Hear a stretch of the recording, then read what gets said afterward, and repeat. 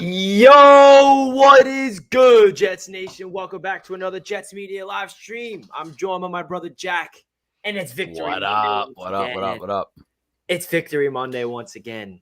Second time this year that we're able to celebrate a victory. This is going to be a nice 2-hour live stream. We got Ali joining at the midway mark at 5 o'clock. We're going to dive into the chat, get into a Jets Q&A. Jack and I are going to dive deep into this game and recap everything we saw. Mike White Mania, Robert Saleh, Mike LaFleur. There is so much to get into. So without further ado, Jack, how you feeling today, my man? I'm feeling fantastic, man. My voice is pretty much shot. I had a long weekend of playing music and singing on Friday and Saturday night and then screaming my head off all day yesterday at the stadium. So my voice definitely needs a couple days off after yesterday, but feeling amazing, man. First win I ever witnessed at the home stadium. After years and years of going to Jets games. So it felt amazing, man. It felt like nothing else I've ever really experienced, honestly, so far as a Jets fan. So it was just a fantastic day yesterday. Mike White is the GOAT, man. And now we got to ask ourselves a lot of crazy questions about what's going to happen in the future. Yeah, man. I mean, Mike White goes out there, not only just has, leads the Jets to victory, but he has an historic performance. First time in NFL history, a player in his first NFL start goes out there and has 400 passing yards with 3 touchdowns. This is insane. Is it a flash in the pan? It could very well be. But Jets fans, we have every right to overreact and feel like that we are on top of the world because that was the craziest experience that I've ever witnessed in a game live. I know Jets fans were, whether you're at the stadium or watching on your TV, I think we all can agree that was one of the craziest Jets games in recent memory. There's so much to get into this video, guys, because obviously now everyone's thinking, is there a quarterback controversy? What's going on with Zach Wilson if he comes back? We're going to get into all that. We're going to get into all that, guys. So don't you worry. Hold on one second. I'm just trying to add something. Here we go. I think this is it. There he is. The one and only is on the screen with us. The legend, Mike White, is on the screen with us. Dan with the donation to start Shout off out the stream. to Dan, man. Shout out, Dan. I appreciate you, Dan. The $10 donation, hashtag let Mike cook. We did it, boys. I'm so happy. Yes, we did do it, Dan. That was a phenomenal game from the entire squad. Mike White goes out there, and we're going to start off the show talking about Mike White and what we took away from his performance the most. Just giving all the expectations going into this game. Nobody ever would have predicted this performance from Mike White and the entire offense in particular, and the defense getting this huge play late in the fourth quarter from Shaq Lawson. Oh my God, it feels so good. Jets fans, soak this up. We got a short week on Thursday. We're versus the Indianapolis Colts, and just feels so damn good. So damn good because the Jets, we only beat contenders. We beat the first place Tennessee Titans. We beat the first place Cincinnati Bengals. Who's next to be beaten as a contender? I'm not afraid of anybody. I'm probably afraid of bad teams because it seems like we only lose to bad teams. But man, we have Jets fans. We have every right to feel like we're on cloud 9 right now, especially after what we went through last week by getting destroyed by a division rival after Bill Belichick just continued to just pounding on us and running up the score. We go out there and Robert Saleh proves to be a guy that can galvanize a franchise and prove to be a guy that has a really good game plan and deal with adversity with vengeance. And that was a great sign from Robert Saleh and the entire Jets coaching staff. Dan, I appreciate the donation, my brother. It really does mean a lot. It helps out the channel a ton. Guys, welcome into the stream. If you did not smash that thumbs up button, please make sure you do so. We're going to be live talking about so many different things. We're going to get deep into the live chat, answer your questions. We might even have some live callers if you guys want to come in and share your thoughts about the Jets victory, because it's a feel-good Monday for the New York Jets. There's not a lot of Mondays this year where Jets fans felt good. So let's soak this in and all enjoy this together. So, Jack, I want to hear your thoughts, man. Mike White goes out there.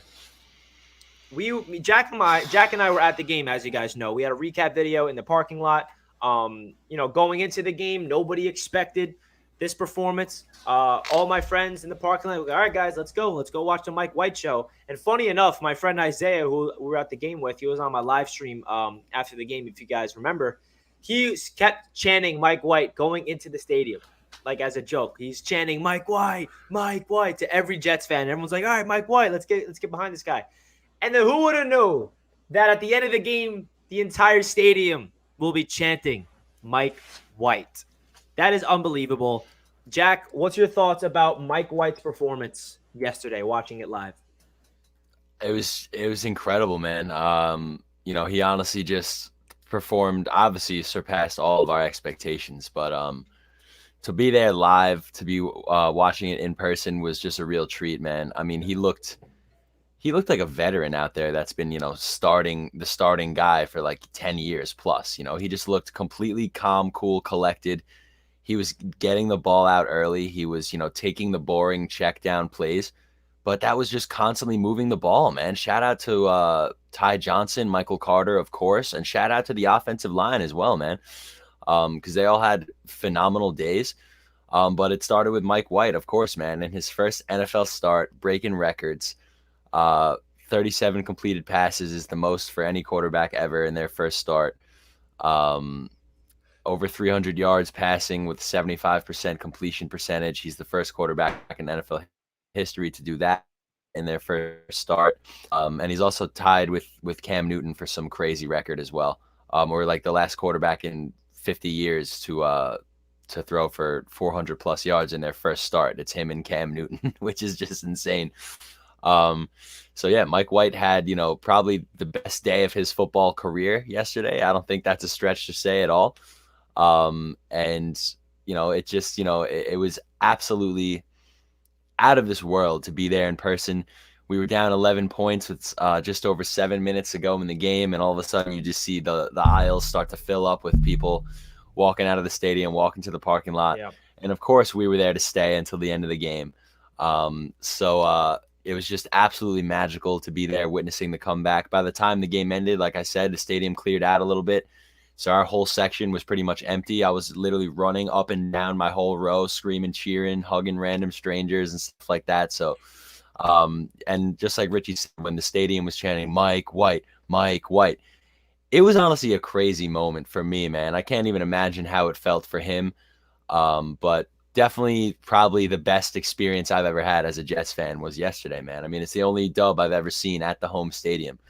The energy leaving the place was just absolutely insane. So shout out to Mike White, shout out to the entire offense, shout out to LaFleur as well, but we'll get into that as the stream goes on. But Mike White, baby, Mike White is the king of New York this week. That is for sure. So shout out to Mike White. He deserves all the praise that's coming his way. Mike White is indeed the king of New York. It just can't talk enough things about him.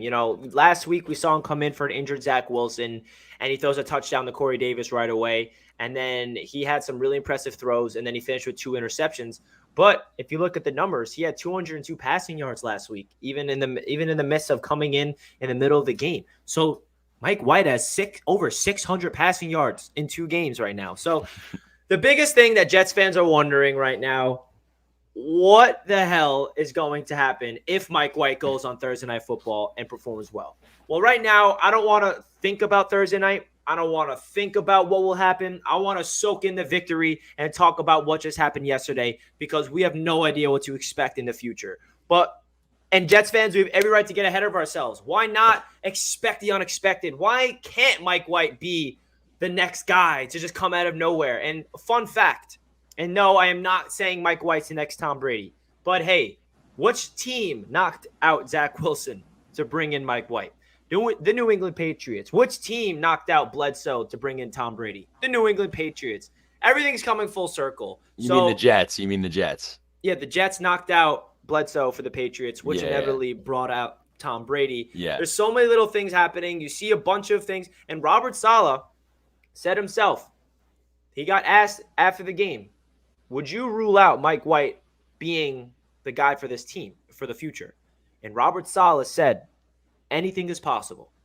He did not say, nope, this is Zach's team.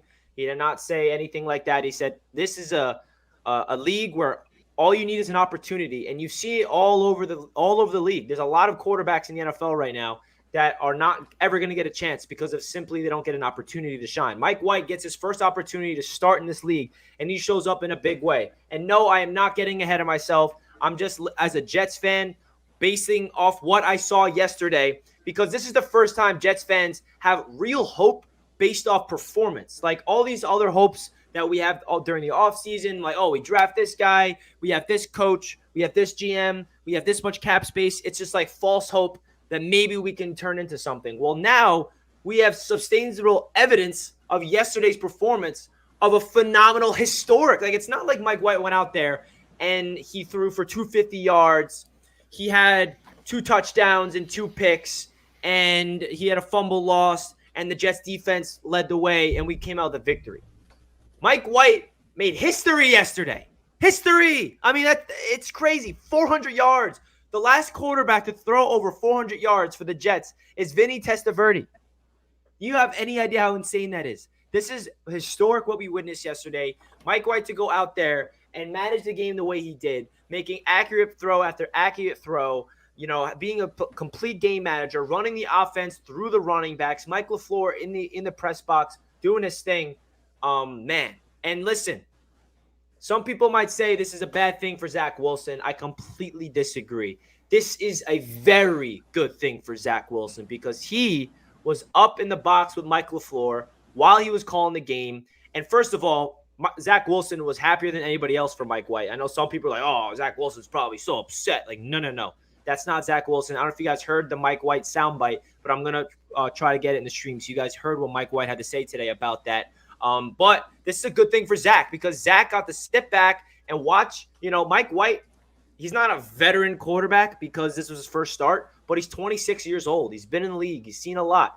And he got to watch Mike White go out there and execute the offense in the system the way it's supposed to because Mike White is a really good fit for this system, not going to lie. He really fits the system beautifully based on what we saw yesterday. And Zach Wilson got an idea of like, okay, I can just check it down to Michael Carter 9 times for receptions. I can take the easy passes because that is what opens up the offense. I'm allowed to do this. I don't have to go for the explosive plays. Like, this is such a good thing for Zach Wilson. It's another good thing that he sees Mike White succeeding this well, where he might feel like, okay, I really have to go out there and perform because I might be on the hot seat. Because if I do put up some stinkers when I return from injury, they got a guy in Mike White who's performing well. So that's going to ignite Zach Wilson. The Jets have a quarterback controversy, guys. That's awesome. That's absolutely amazing. So everybody's talking about that around the league. What should the Jets do? I'm not getting ahead of myself. I'm not going to read too much into in the future what's going to happen Thursday night if Mike White does well or bad. I'm not going to crown Mike White as the future. I'm not going to crown Zach Wilson as the future. But based on the performance I saw yesterday, Jets fans have every single right to be excited about Mike White because the poise that he showed in his first NFL start was unbelievable. Especially, this is probably the most impressive part about Mike White. The stats were unbelievable. But we were down 11 points with 5 minutes left. 11 points with 5 minutes left. Mike White leads a drive down the field, gets a touchdown to Ty Johnson. They missed the 2-point conversion. The next play, Shaq Lawson makes the craziest defensive play of the year, sets up another opportunity for Mike White to win the game. 2 plays later, he finds Tyler Kroft for a touchdown, and that touchdown pass was awesome. Great pocket awareness. The pocket was collapsing, and he finds Tyler Kroft. And then the 2-point conversion is the Philly special, and he catches a 2-point conversion. That was the most impressive part about Mike White, that he was able to not be too rattled in the clutch because you see all the stats around the league. Whenever you watch primetime football, whether it's Aaron Rodgers, whether it's Russell Wilson, Tom Brady, all these veteran quarterbacks, you see how many game-winning drives that these quarterbacks have. And Mike White went out there in his first opportunity to win the game for the Jets, and he did it for us. So what's your thoughts about Mike White not only having a great performance, Jack, statistically, but willing them back to win down by 11 points with 5 minutes left? He just played pretty much perfect football down the stretch, man. I mean, he just, made great decisions with the ball the entire second half. Obviously, those first 2 interceptions that he had, well, the only 2 interceptions that he had, the first one definitely was a sketchy throw, probably shouldn't have been thrown. But the second one definitely should have been caught by Michael Carter. But, Michael Carter had a beast of a day. But, just being able to take care of the ball in the second half and just pretty much play mistake-free football, honestly. Like I said before, he was taking the boring plays.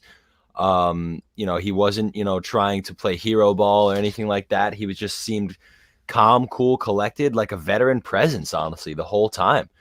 And it just really didn't seem real. The fact that I was in the stadium watching it all with my own eyes. I mean, it just really didn't seem real in any way, shape, or form. I was just looking up at the sky. I was looking around at everybody around me. Just what the hell is going on? And then we see a Philly special. Mike White catches it in the end zone as he's falling down. Like, you can't script it any cooler than that, man. To be in that building, honestly, for that moment is something I'll never forget. I'm sure you obviously feel the same way, Rich.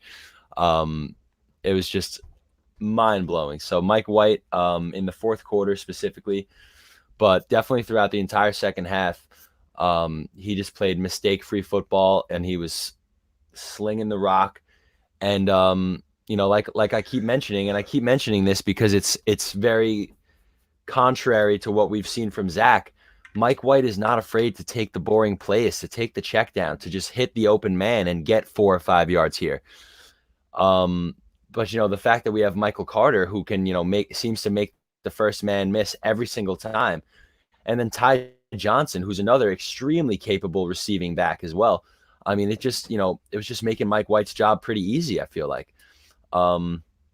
As well as awesome play from our offensive line yesterday. Got to give it up to the offensive line. I just think it was a total collective effort to just play extremely solid offensive football in the second half. And Mike White led those guys down the field multiple freaking times, man. I mean, I could not believe we were seeing the same team, just scoring on the first drive of the game. It seemed like every time we had the ball on offense, we were in a position to score. So it was like just a total shock. I mean, I couldn't, but like I said, I couldn't believe what I was seeing was real. But it was real, man. And Mike White deserves all the credit for this, man. Like I said, it's definitely a collective group effort, but for this guy in his first NFL start in a packed MetLife Stadium, against the first ranked team in the AFC, he came to play, and you could just tell that this was a huge moment in his life, and that he took full advantage of the opportunity. Because like you just beautifully put it, this league is all about just getting that opportunity. I'm sure there's a couple of amazing talents that have gone by the wayside because we've just never, seen them on the field and seen what they can do because they were never given the opportunity. Mike White gets the opportunity to start. He comes out and he plays a gem of a game, man. I just can't believe it, man. 405 freaking yards passing from a Jets quarterback. I mean, I can't believe it's, Mike White, but any Jets quarterback. It's literally been 21 years since a Jet QB threw for 400 yards. So, I mean, I really can't believe it. Like, it's, we're still in for a sketchy year overall, obviously, but let's not let that erase the fact that we definitely witnessed a little piece of Jets history yesterday. So exactly, man. I'm super duper happy that I was there for that. Super duper happy that I was there for that. I don't want to get ahead of myself, but 10 years from now, what if we look back at that moment? And, dude, what if we had to what if we had to draft Sam Darnold, draft Zach Wilson, just to find our way home to Mike White? Look, anything just is possible. To get home to Mike. I'm not writing out anything. We got a nice donation from Nose Kills. Thank you so much, man. Call me an optimist, but the fact this W still had a lot of rough edges, drop touchdown, false starts, running out of bounds at 2-minute warning, etc., and we still won, makes me think we can do even better. I agree, Nose Kills. You're not being an optimist. You're being a realist. We have 2 wins this season that feels like 5 wins because we beat 2 really good football teams. Like, if we went up against, the Dolphins, for example, and then the Jaguars, and those are our 2 wins, I would not feel this excitement right now. But the fact that we have a coaching staff that gets their guys ready when we're 10-point underdogs and win the damn game says a lot about the coaching staff and the players we have in this building. I appreciate the donation. Nose Kills means a lot for the donation, and I agree with everything you said. Now, guys, I want to play a quick soundbite of the interview from Mike White this morning. He was asked about what Zach Wilson's reaction was to his performance. Jack, did you by any chance see this? No, I did not. Okay, so I want to get your reaction of this afterwards. So, guys, we're going to hear from Mike White. And Zach was awesome. He was the first person in the hall when I got off the field to congratulate me, gave me this huge hug. I was real nervous that I hit his knee and banged him up, but he was, he honestly might have been more juiced up than me. Like he was texting me my phone during the game. Like every play, he was texting my phone, knowing obviously I wasn't answering. It's like, oh my God, that was awesome. And then I had a big, long congratulations text for me and how happy he was. And even his girlfriend, Abby, texted my wife, Mallory, like they were unbelievable. And that's who Zach is, though. It's super genuine. The kid just loves football and loves being around the team. And it just shows every day, whether he's on the field or off. So that's Mike White on what Zach Wilson's reaction was. So, Jack, what's your thoughts of that? I love it, man. I'm thinking let's just get a little 2-quarterback system going. Let's get Mike White in there, and then whenever we're trying to heave the ball downfield, let's get Zach in there rolling right, and he'll just launch it 60 yards in the air. No, I mean, it's just great to hear, man. I think that it says a lot about the character of Zach Wilson, a rookie. He's obviously, upset that he, a little part of him is most definitely upset that he hasn't had a performance like Mike had yesterday. But the fact that he showed the character to, be the first one in the tunnel there to congratulate Mike White, give him a big hug, showing him support throughout the game, texting him. Obviously, Mike White wasn't going to answer those texts because he's playing a football game. But just the fact that he's, showing that support, showing that he cares, showing that he's, watching, paying attention to what Mike's doing out there on the field. It's just a good little, tidbit about our quarterback, Zach Wilson. So yeah, I agree. It's nice to hear that, he's as much of a stand-up guy when he's not the starter as what we've heard from him when he is, the starting guy. So it's just good to hear. Yeah, it's definitely a good thing to hear. It tells you a lot about Zach Wilson's character because, all the speculation is after that performance, everyone's like, oh my God, Zach's probably like looking at Mike White like, oh my God, this guy's going to take my job. Like, what's going on here? But that's the complete opposite. He was so happy for Mike White, and they have a really good relationship. Zach Wilson's a team-first guy. He's not a me-first guy. If Zach Wilson was selfish, he would say, hey, like, I want Mike White to do crap because that means if he does well, I might be out of the league. But instead, he puts the team first. He wants Mike White to do well, and that's a very good sign for Zach Wilson, being character-wise, and Mike White. They have a really good relationship.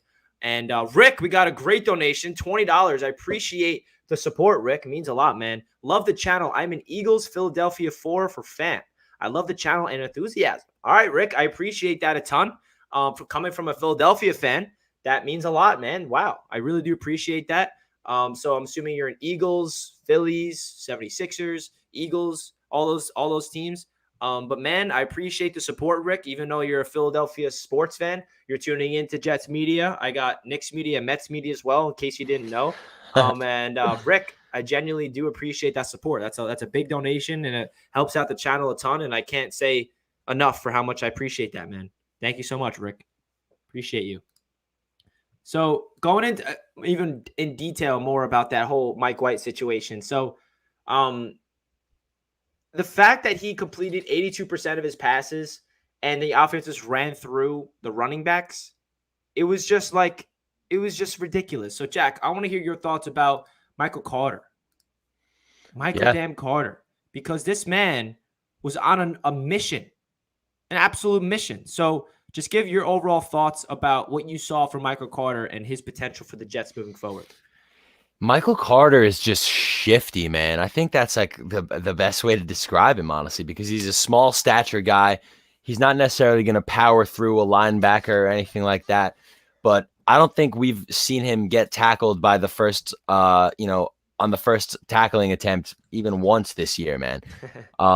He always seems to deke the first guy out and find a way to get some sort of positive yardage. He just looked phenomenal yesterday. In the running game, he looked great. As a pass catcher, he looked even better. And it's just nice to see, the NFL has changed before our eyes. In the last few years alone. Now you see all these electrifying offenses in the league for the most part, the vast majority of them. Maybe besides the Tennessee Titans, I guess, with Derrick Henry, but everybody has, running backs that are just as effective catching the pass as they are, with the ball in their hands. Look at guys like Dalvin Cook. Look at guys like Christian McCaffrey. This is what the league has turned into now. It's versatile running backs that can run routes out of the backfield and, be just as effective catching a 4-yard pass as they are, running for 4 yards up the middle. And that's what I see when I look at Michael Carter, man. Just versatility is the word that comes to mind.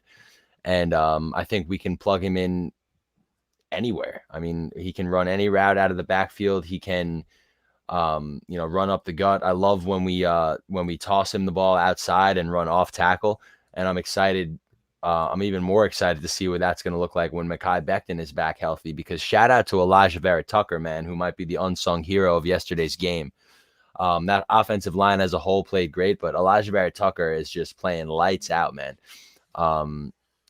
Me and Richie were on FaceTime earlier today, and I'll steal a little line from Rich. Richie is Elijah Vera-Tucker is looking like he could be a Pro Bowler next year for sure. And I'm hopping on that train as well, because he's playing fantastic football. He's been our best lineman this year by far. And we're obviously seeing Michael Carter, Ty Johnson benefit from that, man. So can't say enough good things about Michael Carter. And then Ty Johnson, man, he's a little bit more of a run through you guy, as opposed to juke around you like Michael Carter is. But I love that we have that dynamic between the two of them, man. I mean, both of them are equally as effective, I think, coming out of the backfield. I obviously think Michael Carter's the go-to guy, but the fact that we have Ty Johnson as another just young stud to plug in whenever we need a fresh set of legs in the backfield, it's fantastic. Shout out to Ryan. Ryan with the $20 dono. What a generous dono from the boy Ryan. This is a good friend of mine from home. This is no stranger. Ryan, you did not have to do this, but I genuinely appreciate you, man. Thank you, Ryan. I'll get you some food at the Garden on Sunday to get you back for the 20 beans, because Jack, Ryan, and my friend James will be going to the Knicks game on Sunday. Ryan, definitely appreciate that. Let's go, Mike White, indeed, baby. The Jets. How about that, Ryan? You like that? You like that? You know you want to become a Jets fan, Ryan. You know it. Shout out Ryan Sharina, baby. Shout out to Ryan. That was very generous, Ryan. I got you at the Garden on me. Listen, man, Mike White taking over. He's the talk of the league. He might even win Offensive Player of the Week. I mean, and I was listening to WFAN this morning or today, and Carton Roberts. It's so funny. Some people have that name where you got to say their first and last name. Like, you can't just say their first or just their last. You have to say their first and last, and that's Mike White. Right? Like, you have to say Mike White. You can't just say White. 100%. You can't just say Mike. It has to be Mike White. And I just love it because it's such a cool name. And I have a friend from college. His name is Mike Wright. So it's kind of funny. One of my friends texted in my group chat, like, yo, Mike Wright, you're sorting for the Jets this Sunday. But, man, it's just crazy. You hear all the talk around the league that Mike White puts the league on storm, 400 damn yards. So my thoughts about Michael Carter and Ty Johnson, man. Woo-wee! I traded for him in fantasy. He's officially my running back number 2. He's not leaving that spot for the rest of the season. He's an absolute stud. Michael Carter, let me read off his stats, guys. 77 rushing yards, 95 receiving yards, 9 receptions, 173 total yards, and 1 touchdown. This offense was ran through Michael Carter and Ty Johnson.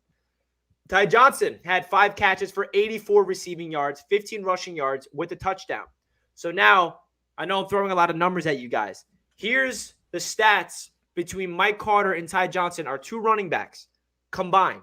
Our 2 running backs combined for 92 rushing yards, 166 receiving yards, and 258 total yards at the line of scrimmage with 2 touchdowns. We got a duo in the making. And the best part about it is these two guys are not old. They're not here for just short period of time. They're here for the future. It's a year 1 rookie, Michael Carter, and it's a year, I think, 3 or 4, and Ty Johnson, who's very young, that Joe Douglas went out there in the waiver wires to claim. This is a really good sign. Michael Carter went out there, and he's getting better and better every single chance he gets. That he finally got an opportunity to get 15 carries for the first time this season. And if you can get the ball in Mike Carter's hands with space, he's an explosive play waiting to happen. I'm just waiting for that play where he takes it 50 yards to the house or 30 yards to the house, because the balance is ridiculous. He is so hard to get down. If you do not tackle him with 2 hands or 2 arms and fundamentally attack his legs, he's going to stay up and break the tackle, juke you out. His ability to catch the ball out of the backfield is ridiculous. His ability to have the vision and the balance. I mean, Mike Carter could be potentially a top back in the league, like in the future. And I'm not saying that with, just being a Jets biased fan. I genuinely believe that because he impersonated Christian McCaffrey the best way you could possibly do yesterday. I mean, Christian McCaffrey, what he's so good at when he is healthy is being a pass catching back, getting like 7+ receptions in a game. And just so you know why it's not a fluke, Michael Carter had 8 receptions last week, 9 receptions this week. That's 17 receptions in 2 weeks. So Michael Carter is a big, big reason why the Jets offense is finally getting into rhythm. And got to give a lot of credit to Mike White as well for finding Mike Carter and understanding that he's an explosive play waiting to happen, get the ball in his hands at any given moment. Because if you can give Mike Carter the ball with open space, he's somebody that can absolutely take the top off the defense, make a guy miss, pick up the first down. I don't know the exact number, but it felt like Mike Carter picked up like 10 first downs single-handedly. And he just had a phenomenal game. And Ty Johnson as well. It's so awesome that we have 2 running backs like that to take over the game. I mean, 258 total yards. That's just absolutely ridiculous. Now, going into Elijah Vera-Tucker, Jack, because you hit it, he is absolutely looking like the stud of the league. I mean, stud of the Jets offense. The rookie Elijah Vera-Tucker, left guard. I wouldn't be shocked if he's in the Pro Bowl next year. He's playing out of his damn mind so far this season. He is the best Jets offensive lineman as a rookie. He is the anchor of this offense. He's protecting Mike White. He's opening up holes. If you go back and watch the film, there's so many different plays. Like that touchdown pass to Braxton Berrios, that would not have happened without Elijah Vera-Tucker, because that was like one of the first plays Chuma Doga had when George Fant went down. And Elijah Vera-Tucker blocked one guy, and then the linebacker was coming, and Chuma Doga did not pick him up. It was Onadoga, but then Elijah Vera-Tucker blocked one guy with one arm, and then with the left arm, he shoved him to the ground, which gave Mike White a couple extra seconds to pass it to Braxton Berrios for the touchdown. Like, there's so many different plays like that where AVT is literally taking over this Jets team, and we have a star in the making, and it's a very good sign because the Jets gave up capital to get Elijah Vera-Tucker. He wasn't just your traditional first-round pick. We moved up to get him. We got him, and he is playing at an absolute Pro Bowl level as a rookie. And also a big shout out to the entire offensive line, man. The entire offensive line balled out yesterday. I think Mike White was sacked once. That's ridiculous. I don't even think he was hit once outside of that. I think he was, because he did get banged up and got hurt on a play. But Mike White is, I think maybe he got sacked 1 or 2 times. I'm not sure the exact number, but it's a really good sign that this offensive line is taking a big step forward. Unfortunately, our left tackle went down with George Fant, but Chuma Doga went in there. He had some false starts. He had some, hiccups as you expect for your backup left tackle, but he looked like a serviceable left tackle for the time that he was out there. Now, Jack, let's pivot to the defense real quick, because there's a lot of offensive stuff we could talk about. We're going to get into the receivers eventually, but the return of CJ Mosley was so huge for this team. Last week, we saw what happened when CJ Mosley was not available. He gave up 54 points. He is the heart and soul of this defense. I always tell you guys how important he is.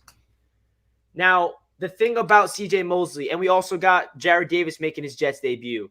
He is the heart and soul of this defense. He keeps everything in sync. He lines everybody up. It's a great thing that CJ Mosley's back and playing at a high level. The Jets defensive line, the cornerback, the secondary. Oh my goodness. So Jack, what's your thoughts about the Jets defense? Obviously, they gave up 31 points, but they kept the Jets in the game. They had ridiculous goal line stand after goal line stand. They had, I think the Bengals were like 1 of 6 or something on third down conversion. The Jets defense balled out. What's your thoughts about their performance yesterday? Yeah, absolutely, man. I think that it's very clear that this defense is night and day with CJ Mosley on the field versus with CJ Mosley off the field. I mean, without CJ Mosley, we lose by 41 points. And with CJ Mosley, we win the game by 3. Now, obviously the Bengals put up a lot of points of their own yesterday. But if we look at, just the stats on Jamar Chase, for example, I mean, he only had, obviously he got in the end zone, but he only had 3 receptions for 36 yards. On 9 targets. Exactly, on 9 targets. So he only caught 33% of the passes that were sent his way, which is huge. That's a testament to everybody that was covering him, because it wasn't just Bryce Hall. It was actually Brandon Eccles that was on him a lot yesterday. So shout out to Brandon Eccles, who had a great game, doing his thing, keeping Jamar Chase in check. I mean, the Jamar Chase is having a historic season as a rookie. He's coming off of a 201-yard receiving game, and then he plays the Jets and he gets shut down, basically. I mean, obviously he got in the end zone, so you can't necessarily say he got shut down, but 3 receptions for 36 yards, that is pretty much on the verge of, being shut down, minus that touchdown, obviously. So can't say enough good things. This young secondary is proving their value yet again. They've been playing great football all year, and they haven't really stopped, man. So shout out to those guys as well. Obviously, CJ Mosley returning is huge. We got to see Jared Davis out there on the field, which was exciting. And Quinnen Williams had a good day. I mean, I just think all in all, we had a very solid day defensively. We didn't really have any standout plays, obviously minus the tip. It was our first turnover of the season. That was clearly a standout play. But, it was just a very solid day from the defense. Nobody really absolutely blew your mind with a crazy interception or a big hit or anything like that. It was just everybody really did their job. And at the end of the day, Shaq Lawson comes up with the big play that we so desperately needed, because it's been, all year that we've been waiting for an interception. So for it to come from one of our defensive ends, man, on a tipped pass, that needed to happen, because that was the 3rd or 4th tipped pass of the day. So we needed to capitalize on one of those. Thank God we finally did, in the best spot on the field to do so. What a play from Shaq Lawson, man. And I just think that this defense had another very solid outing yesterday, man. I mean, to keep Jamar Chase, under 50 yards receiving, 36 yards receiving alone, that alone is an incredible accomplishment for this young secondary. Because like I said, this guy's having a historic season. He just had over 200 yards receiving in the game before this. And then he comes to MetLife and he gets held to 36 yards, 3 receptions on 9 targets, which I think is my favorite stat line from yesterday, besides maybe Mike White's quarterbacking stat line, obviously. But 3 receptions on 9 targets for Jamar Chase, that is not what we were expecting. But young secondary. How happy are we, man? So I think that it was just a great showing overall by the defense. And shout out to Rick for another donation. I appreciate you, Rick, my Philadelphia fan. I like the Jets a lot better than the Giants. Us Richards have to stick together. Yeah, Rick, the Richie duo. I love it, man. Appreciate the support, Rick. Really does mean a lot. But yeah, Jack, you hit on the nail, man. The freaking secondary. I made a whole recap about the game this morning, and the secondary is just, I think, the most impressive part about this season defensively. Bryce Hall is establishing himself as not only a starter in this league, but an upcoming NFL talent. I think at the end of the year, if he continues to do what he's been doing for the rest of the year, he has to be one of the top young cornerbacks in terms of future about developing for the future, because what he's doing right now is so insane. And it's crazy that, Bryce Hall doesn't hit you with the stats. He doesn't have a pick this year. He doesn't have anything. Whenever someone targets Bryce Hall, it seems to be crazy. And the one catch that it was on Bryce Hall. You remember, Jack? He caught it at the 2-yard line. It was like a 30-yard bomb to T. Higgins, and it was down in like the right corner. That was not a catch. When I rewatched the game, you watch that play, that ball was moving and it hit the turf. And the broadcasters are like, the Jets should challenge this. But the Bengals went out there and called it snap too quickly, and Bryce Hall was all over him. So Bryce Hall continues to prove to be a very good ascending cornerback. And Brandon Echols deserves so much credit because he could be another Bryce Hall. He was a 5th-round pick this year. He's a rookie starting alongside. We say it every week. The Jets cut Bless Austin in the right before training camp ended, and we're like, oh my God, why? And then we know why, because they have trusted Brandon Echols, and not to mention Michael Carter II. So our secondary could very well be the most upcoming secondary like in the league, and I say that with confidence because I'm not saying that in the offseason saying like, oh, maybe they can perform well. I'm saying that based on performance, man. The Jets secondary, they're not perfect. They're not the best in the league. We're not getting takeaways, but they're staying man-to-man. There was a couple plays that Brandon Echols had sticky coverage, like on I think it was Taj Boyd or T. Higgins on the left side late in the game. Brandon Echols was just all over him, man. Like I'm looking at Echols, I'm like, yo, like he might be really damn good. His potential's insane. And then you keep reminding yourself where he was drafted and where he came out of. And then Michael Carter II is on the field every single play, and he's continuing to make plays after play. There was a play where Michael Carter II got sent on a blitz, and he hit Joe Burrow's arm, and he causes an incomplete pass. There's so many things that does not show up on the stat sheet that these Jets young cornerbacks are making plays day in and day out. So now pivoting to the defensive line, man, they had a really good outing. We're coming off back-to-back outings with 0 sacks from the Jets, and in this game we have 3 sacks. One from Quinnen Williams, which came on the 4th down from the New York Jets. It was after the goal line stand.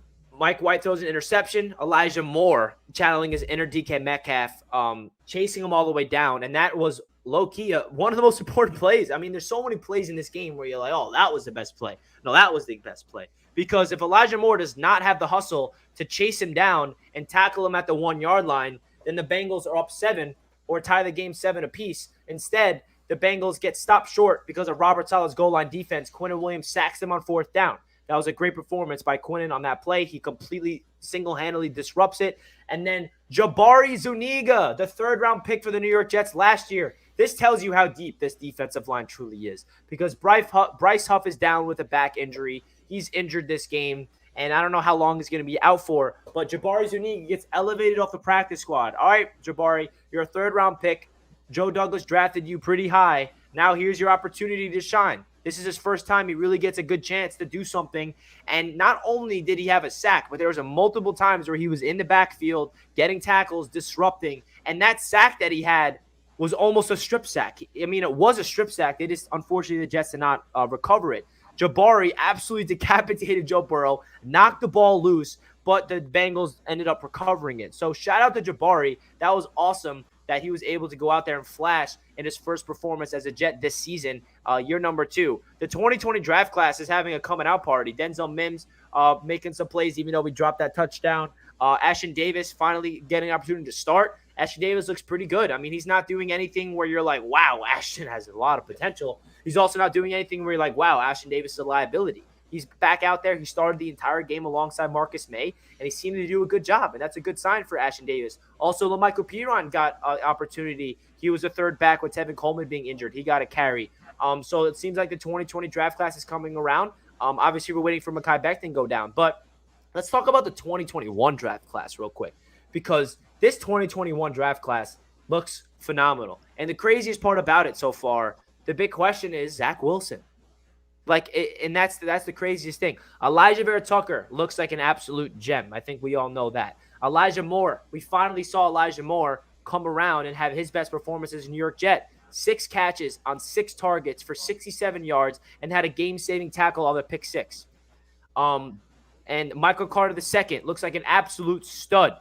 Brandon Eccles, absolute stud. Jamian Sherwood was playing very good football up until he ruptured his Achilles, unfortunately. I mean, if you come out of this draft class with one starter, Elijah Vera-Tucker, another starter, Elijah Moore, and I forgot about Michael Carter. Michael Carter, that's 6 starters. I mean, you realized how hard it is to get 3 starters out of a draft class? We potentially have 5 or 6 starters in one draft class. Joe Douglas deserves a lot of credit. I know that they're just rookies right now, but they're building for the future. So, Jack, what's your thoughts about the Jets' rookie draft class so far this season?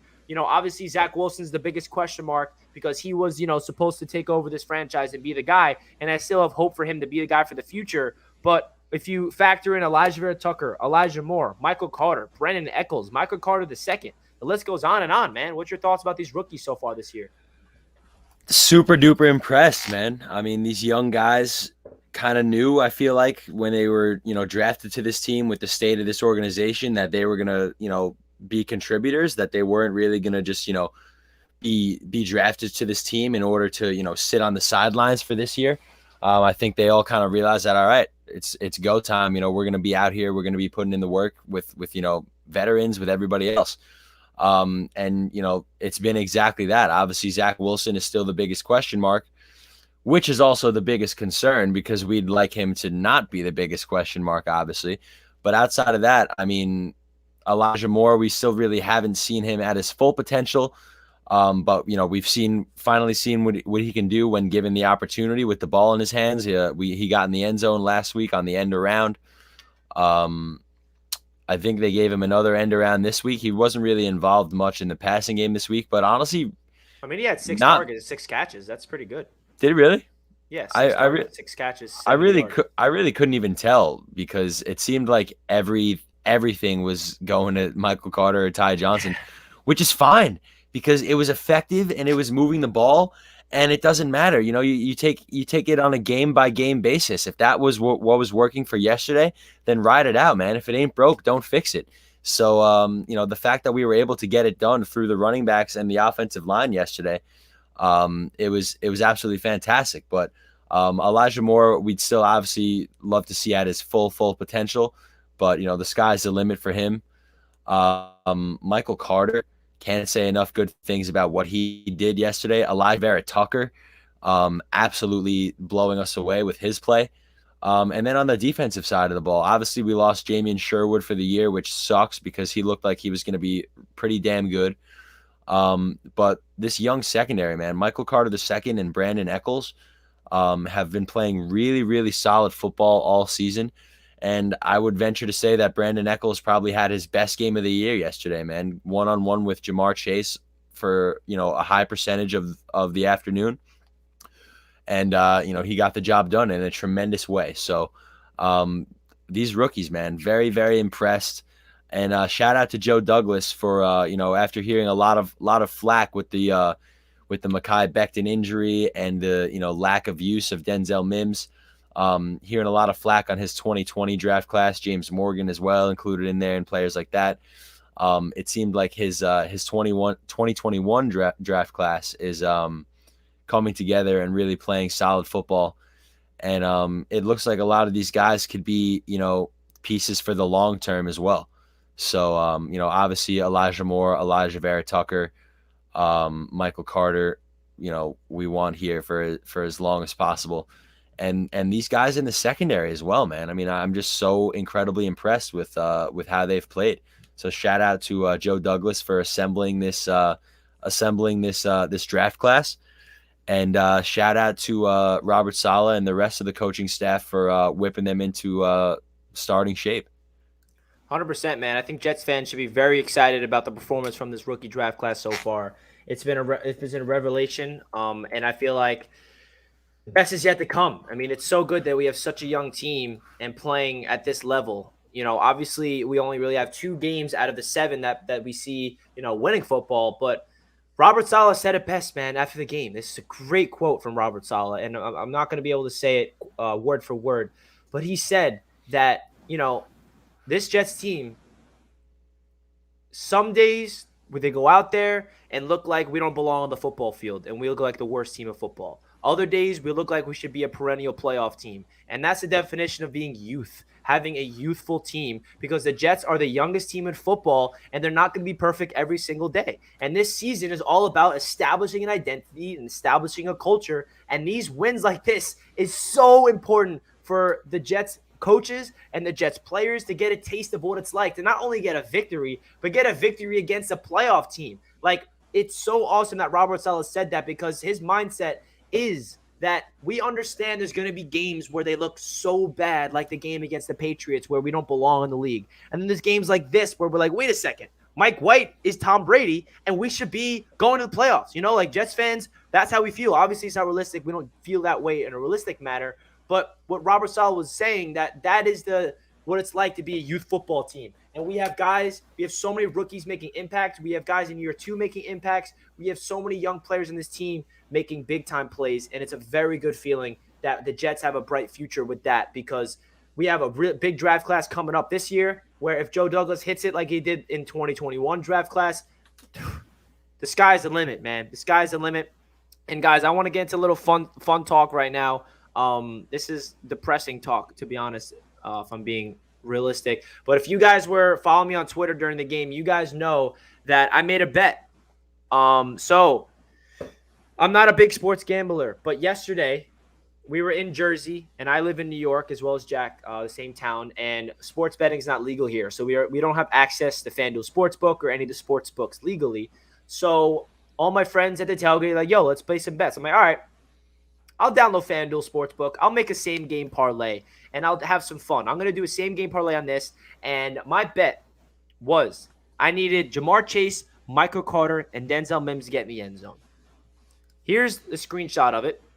So you see it right there. And as you guys know, Denzel Mims dropped a wide-open touchdown pass. So this is my introduction to sports betting.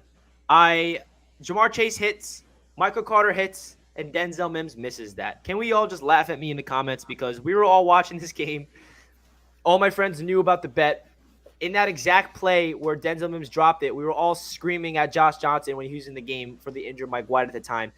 Feed it to Mims. Target Mims. He passes it to Mims, and he drops it, guys. He drops it. Oh, my God. I had to bring it up in the stream because it was hysterical, you know, and that was just the craziest moment. Tough, man. That's a $2,300 drop right there. I'm never looking at, I'm a big Denzel Mims believer. I'm a big Denzel Mims fan. Always will be. But I'm never going to forget about that, Mims. I'm never going to, Denzel. It was in your hands like that. And like I said, like I'm not super into sports gambling that much. So for me to feel that rush and to see it live, like when Josh Johnson threw that ball and it was in the air and I realized it was going to Denzel, I felt like time slowed down. And all of a sudden, I was in a movie. And, like, you see my face, and I'm like, you hear the music, like, dun, dun, dun, dun, dun, dun, and I'm like, it's going to happen. It's going to hit. And then I see Denzel drop it. One of my friends thought that Denzel caught it. He's celebrating like he caught it. He's shaking me. And I'm like, he dropped it. And I'm like, oh, my God. But then I'll say this. I'd rather the Jets win that game than that bet hitting, to be honest. So I'm not that upset because the Jets ended up winning, but I had to let you guys know about the bet because that was hysterical. I mean, that really was pretty insane, guys. Pretty insane. Wow. Oh, Green Bean's in the chat. That's the exact feeling why I can't bet anymore. Crushing. Yeah, Green Bean. I feel the same way. I don't think I'm gonna ever do that again. Green Bean, shout out to you, man. What's your thoughts about Green that Bean? Win? That Green Bean was phenomenal, man. The Green Bean was phenomenal. Oh, my God. So, guys, the Jets get a victory. A nice victory. Shout out to everybody in the chat. If you're new to the stream, make sure you smash that like button. We got over 100 people in the chat right now, 56 people watching. Smash that thumbs up button for your boys. I'll greatly appreciate that. Run up the thumbs up button. Subscribe if you're not already to the channel. We got a lot of things to talk about, break down this video. Ali will be joining us in a couple of minutes, so stay tuned for that. We're going to open this up to a Jets Q&A eventually, so stay tuned for that as well. And, Jack, I want to get your thoughts about this. We always do this every Monday, even though when we lose. So, and this is hard. This is definitely hard. 3 stars of the game.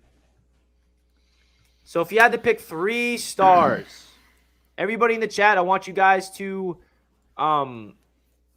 give your thoughts, the 3 stars of the game for yesterday. Everybody in the chat, give 3 players.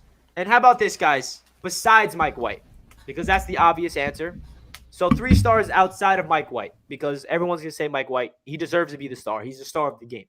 But besides Mike White, give me 3 stars for the Jets team yesterday. And let me know in the chat. Jack, what's your 3 stars? This is tough, man. I was going to say the 3 Mikes.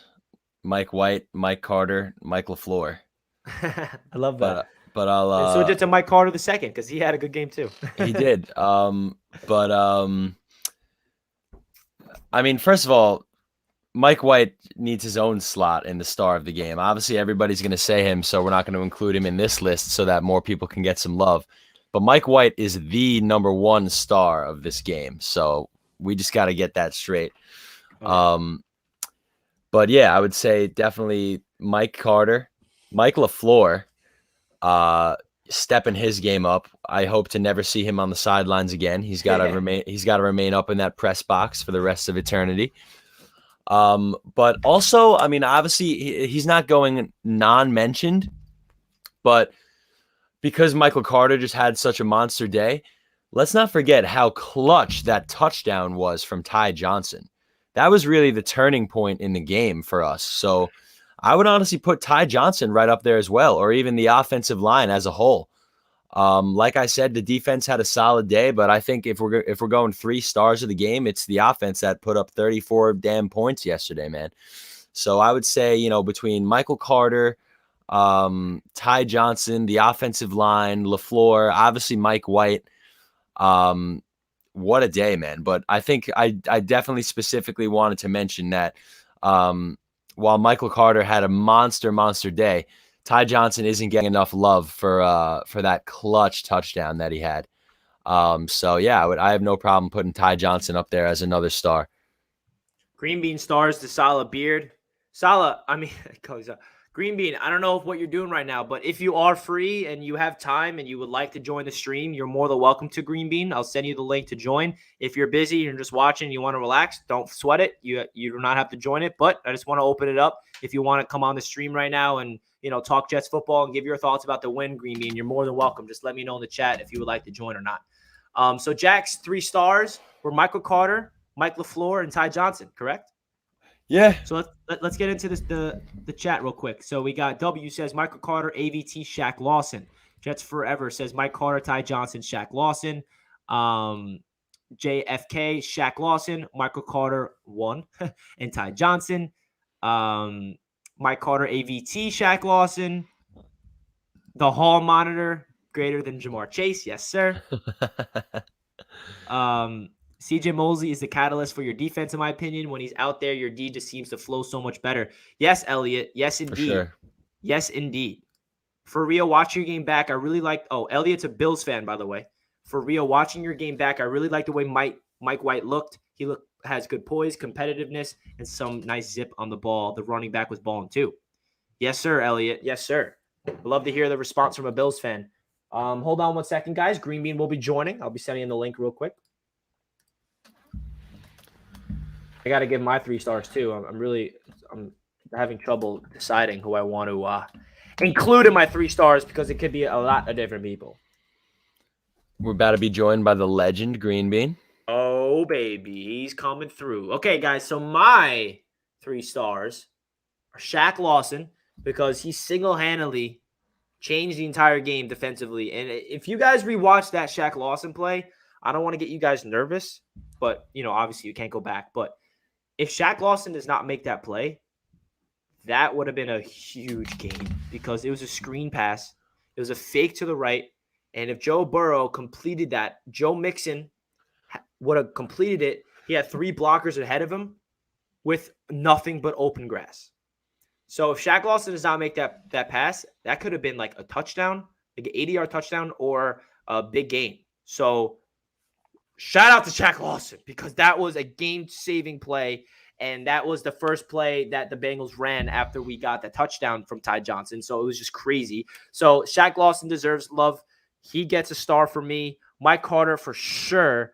And the other guy has to be – it's so hard, guys. Obviously, outside of Mike White. Elijah Vera-Tucker, man. He's holding down the offensive line. He deserves it. He deserves it. Without AVT right now, I don't know where this offensive line would be. He is a absolute gem of a pick from Joe Douglas, and he's looking like a home run pick, and he looks like he's going to be a guy here that's going to be stable and dominating the NFL for years to come. We won this game at the line of scrimmage thanks to Elijah Vera-Tucker. So my 3 stars are Shaq Lawson, Mike Carter, and Elijah Vera-Tucker. I love it. I love it. So we're waiting on Green Bean to join in. We got a lot of things that we dissected in this game, guys. There's so much to talk about, whether it's the play of Mike White, whether it's the running backs, whether it's the receivers, because, guys, Mike White completed the ball to 10 different receivers. 10. Jack, can you guess who was the leading receiver for the Jets outside of the running backs? Outside of the running backs, The most catches and the most yards. I don't know. Well, you said Elijah Moore had 6 receptions, right? Could that be it? Or either him or maybe Crowder? It was Crowder. I don't know. Yeah, I think Crowder, 8 catches, 84 yards. So under the radar. Yeah, it's a very. I mean, talk about talk about security blanket, man. Like Jamison Crowder, can't say enough good things about him.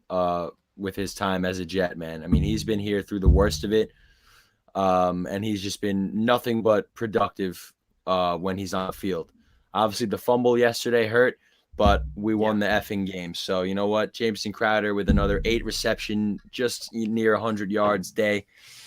That's awesome stuff, man. That's just security blanket right there is what that is. How about that Keelan Cole catch that was not called a catch? That's a touchdown.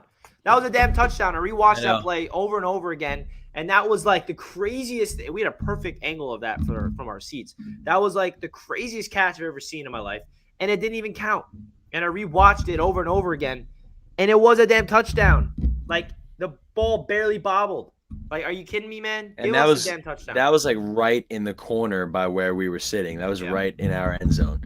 So we got an amazing view of that play. But then we also got an amazing view of Braxton Berrios' grab a couple plays later. Yeah, and that was another thing. Like, so Mike White went from – like, that's the thing about Mike White, because real quick, give you guys an idea where we were during that game. That was – the Bengals just scored. It was 17-7, and we had a minute and a half left in the first half. So Mike White has an opportunity to cut the lead going into half. He leads them all the way down the field, Mike White. And he throws a touchdown pass to Cole. Gets called back. And he throws another touchdown to Braxton Berrios. So all in all, Mike White has 2 touchdowns, not 3. As we welcome Ali from Loyal NY Jet fans to the building. My boy Ali is here on Victory Monday. Ali's got a smile on his face, representing the Jets. We're feeling good, Ali. We're feeling good. Jets. I love this shirt. It's so comfortable. I finally can get to wear it. Like on campus. Wear it with pride. Dude, so, I went to the bank today. And I saw somebody with a Jets jersey on, and we just saw it real quick. It's just like an amazing thing to wear this with pride today.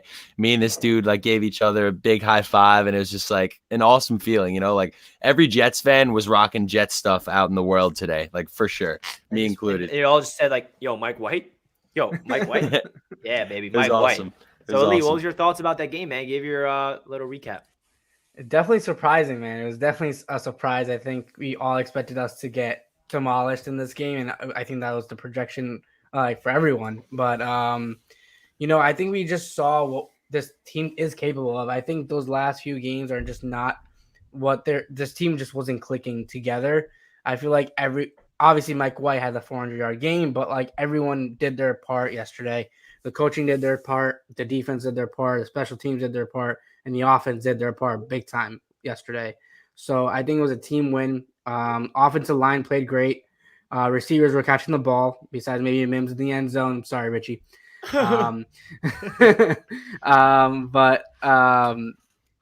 mean, it was a great game to watch. I feel like this is the best game I watched for the Jets in a couple of years now. Like it could be like 5-6 years where this is a game I was not expecting, but I enjoyed it fully and watched it like happily the entire game. And it was a back and forth match, and you're playing a team that has no excuses of us. They just lost to us because we were the better team yesterday.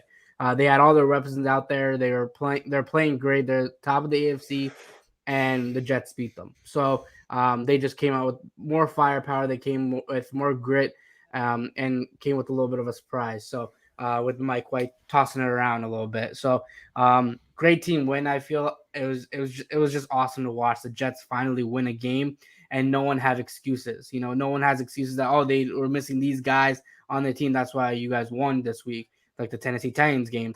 But this game, they just came out and just were the better team. Full 4 quarters. They came back down in the fourth quarter by double digits and still won the football game. So that's huge, especially for Mike White coming out there as a backup quarterback and just making it happen. Mike White, baby. Mike damn White. Great recap from Ali right there. Guys, make sure you smash that thumbs up button on your way into the stream. I would greatly appreciate it. We have 69 likes with 104 people watching. Let's get this to over 100 likes before the stream is all set and done. I appreciate all the support here, guys. So now I want to pivot to coaches talk. Robert Saleh. Robert Saleh was under scrutiny this week after getting destroyed from the New England Patriots, as he rightfully should. He should be held accountable in those types of games. What Robert Saleh did was he galvanized this team, this young team, and he gave them a really good game plan that the Jets players executed. And that's what they all said, the players, at the end of the day after the game. We executed the game plan. Finally. So, Jack, what's your thoughts about Robert Saleh after this game? What are your impressions after him coming out with a victory against a Cincinnati Bengals team with their backup quarterback?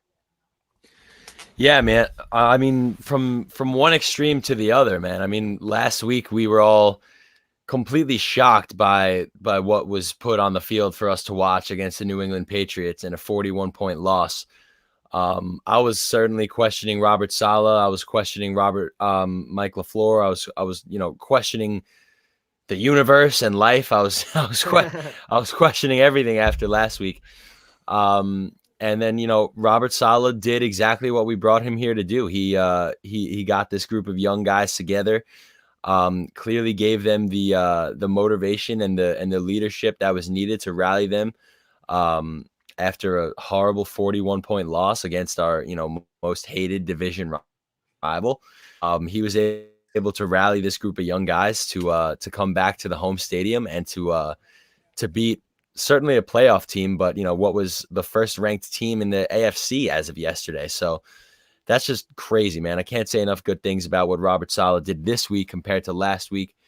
And bearded Saleh looks like it's going to be the way to go from here on out, man. I don't want to see any hair on top of his head, but the beard's got to stay for sure. Saleh, baby. Ali, what's your thoughts about Robert Saleh getting this victory? What was your impressions from him to go from the Patriots' absolute nightmare performance to go out there, get his teammates ready, or his coaches ready and his players ready to go execute the game plan and get that dub? He said it perfectly after the game. He said with how young this team is, there's going to be times where this team looks like a Super Bowl team, and there's going to be times where they look like they don't belong on the football field. That's how it's going to be. It's youth. It's a young team. They're trying to figure out how it's going to click. And I think yesterday we saw what the potential of this team could be. If they get a couple more parts in there, if they get better, and obviously they are rebuilding because it is a young team. They're trying to fit guys. They're trying to figure out who's the best player to be out there, especially at the quarterback position. Who knows what's going to be the quarterback? So they're trying to figure out, what's best for this team. They're going to try and give these cornerbacks these young cornerbacks who are playing lights out. I mean, Jamar Chase had his worst game of the season against these young cornerbacks. It's say that again, Ali. I will say it again, man. Please. Jamar Chase had his worst game against these young cornerbacks of the New York Jets. Woo! Bing bong. That's what you love to hear. That's what you love to see. And that's why we trust Robert Saleh when he came in and made the promise of, I want these young guys out there. And, that's why I didn't want a backup quarterback. Mike White came out and threw 400 yards. Last time was in 2000. Like, it's these guys, the things that they're saying are coming true during the season. We're watching it. Everything that Robert Saleh preached in training camp before the season, everything he said, and no one believed him, is coming true in the season. Great so, it's something that we just got to keep an eye on with Robert Saleh. But Robert Saleh came in, he said it perfectly and said it amazingly to the reporters. He's like, listen, Connor, listen, reporters, like, these guys are young. We're going to look great sometimes. We're going to look terrible sometimes. It's just how it is, how you develop as a young football team. But this win actually is going to help for the rest of the season. This is the type of win that helps you throughout the season and develop, because now that confidence is through the roof in the locker room. You have a short week. You might get Corey Davis back. You might get some guys back this week, and maybe you pull up another upset against the Colts. Who knows? So, I love how this coaching staff is. LaFleur better stay in the box up there. You better not come down on the field ever again. But this team, finally is you see the potential now on this football team, and that's what excites you. Yeah, man, it really does excite you. It really does. Robbie says, are we allowed to share Bing Bong? Well, funny story, Robbie. At MetLife Stadium, they had Bing Bong on the big screen. They had the GIF of Bing Bong, and I looked at that, and I'm like, no way. They're connecting the Knicks to the Jets? My life is complete. But, yeah, I thought that was a little funny. And we got the man, the myth, the legend, Green Bean in the house to give his thoughts, because today's Victory Monday. And what's Victory Monday without hearing from the legend and Green Bean? What's good, Green Bean? How you feeling, my man? Dude, I'm in a good mood. Isn't this fun? Isn't this a fun thing to do? I don't know what's happening, Green Bean. What is this feeling? I'm not used to it. I remember last Victory Monday was against the Titans, and we're going crazy about Zach Wilson, and now we're going crazy about Mike White. So, Green Bean, take the floor. I want to hear your thoughts about Mike White, your thoughts about Robert Saleh, everything about this game. Just give your little recap, man. Yeah, well, were you guys even watching yet? Like when the last time that we had the 400-yard game by Vinny Testaverde? No, I was. No? What year was that? 2000? Yeah, I was 6 months old. Yeah, I was 2 years old. Yeah, we were 2 years old. I was 6 months. That's awesome. So I'll tell you a story. That game, that was the Al Groh year, if I remember it correctly. I'm fairly confident that this is what it is. But so that was on Christmas, and I was going to my ex-girlfriend's house with her family and the whole thing. But the Jets were win and you're in to the playoffs. So we were playing the Baltimore Ravens, and they were going for the greatest defense in NFL history. If they shut us out or kept us below a certain yards, they were going to be the greatest statistical defense in NFL history. And we came out, and Vinny Testaverde threw 2 touchdowns in the first quarter. And it was like, yeah, screw you. And then we lost, and we were out. So, yeah, which is how it usually happens for us. But that was a great day other than the loss. So I remember it well. My whole girlfriend's family wasn't happy with me. I was like glued to the TV. They were sitting down for dinner and the whole thing. And I was like, no, I'll be in a minute. And I watched the game.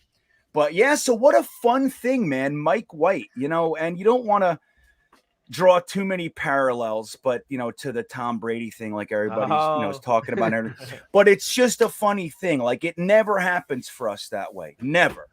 And all of a sudden, we have a guy who comes off the bench, plays exceptionally well. Not perfect, but he plays well. And it's more than just the stats. It's how the offense moved. Look at the pockets he was getting.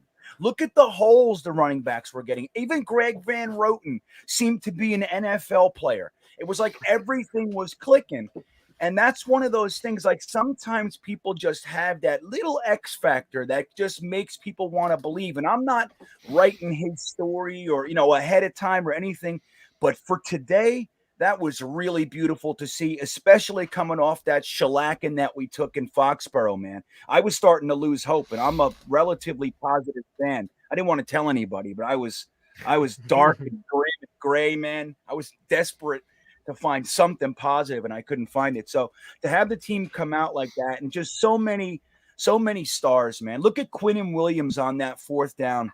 You know what I mean? The 4th down sack in the first quarter. Like, there was so many times where guys came up big. And I think that's a derivative of when somebody comes in and gets the team to believe. And I'm not against Zach, or I'm with Zach 100%. But I'm going to enjoy this one to its fullest. I'm not scared to enjoy it like a lot of people. Yeah, and that's the thing. Like, some people kind of feel like weird. We're like, wait a second, is it bad for us to love Mike White? Because I feel like I'm cheating on Zach Wilson. Well, the answer is no. Yeah. There's no problem with that. We have depth at the quarterback position. We have a quarterback controversy. Well, I'm not going to jump the gun and say we have a quarterback controversy yet. I think Friday will be the talking point about that topic. But yeah, it's not a problem.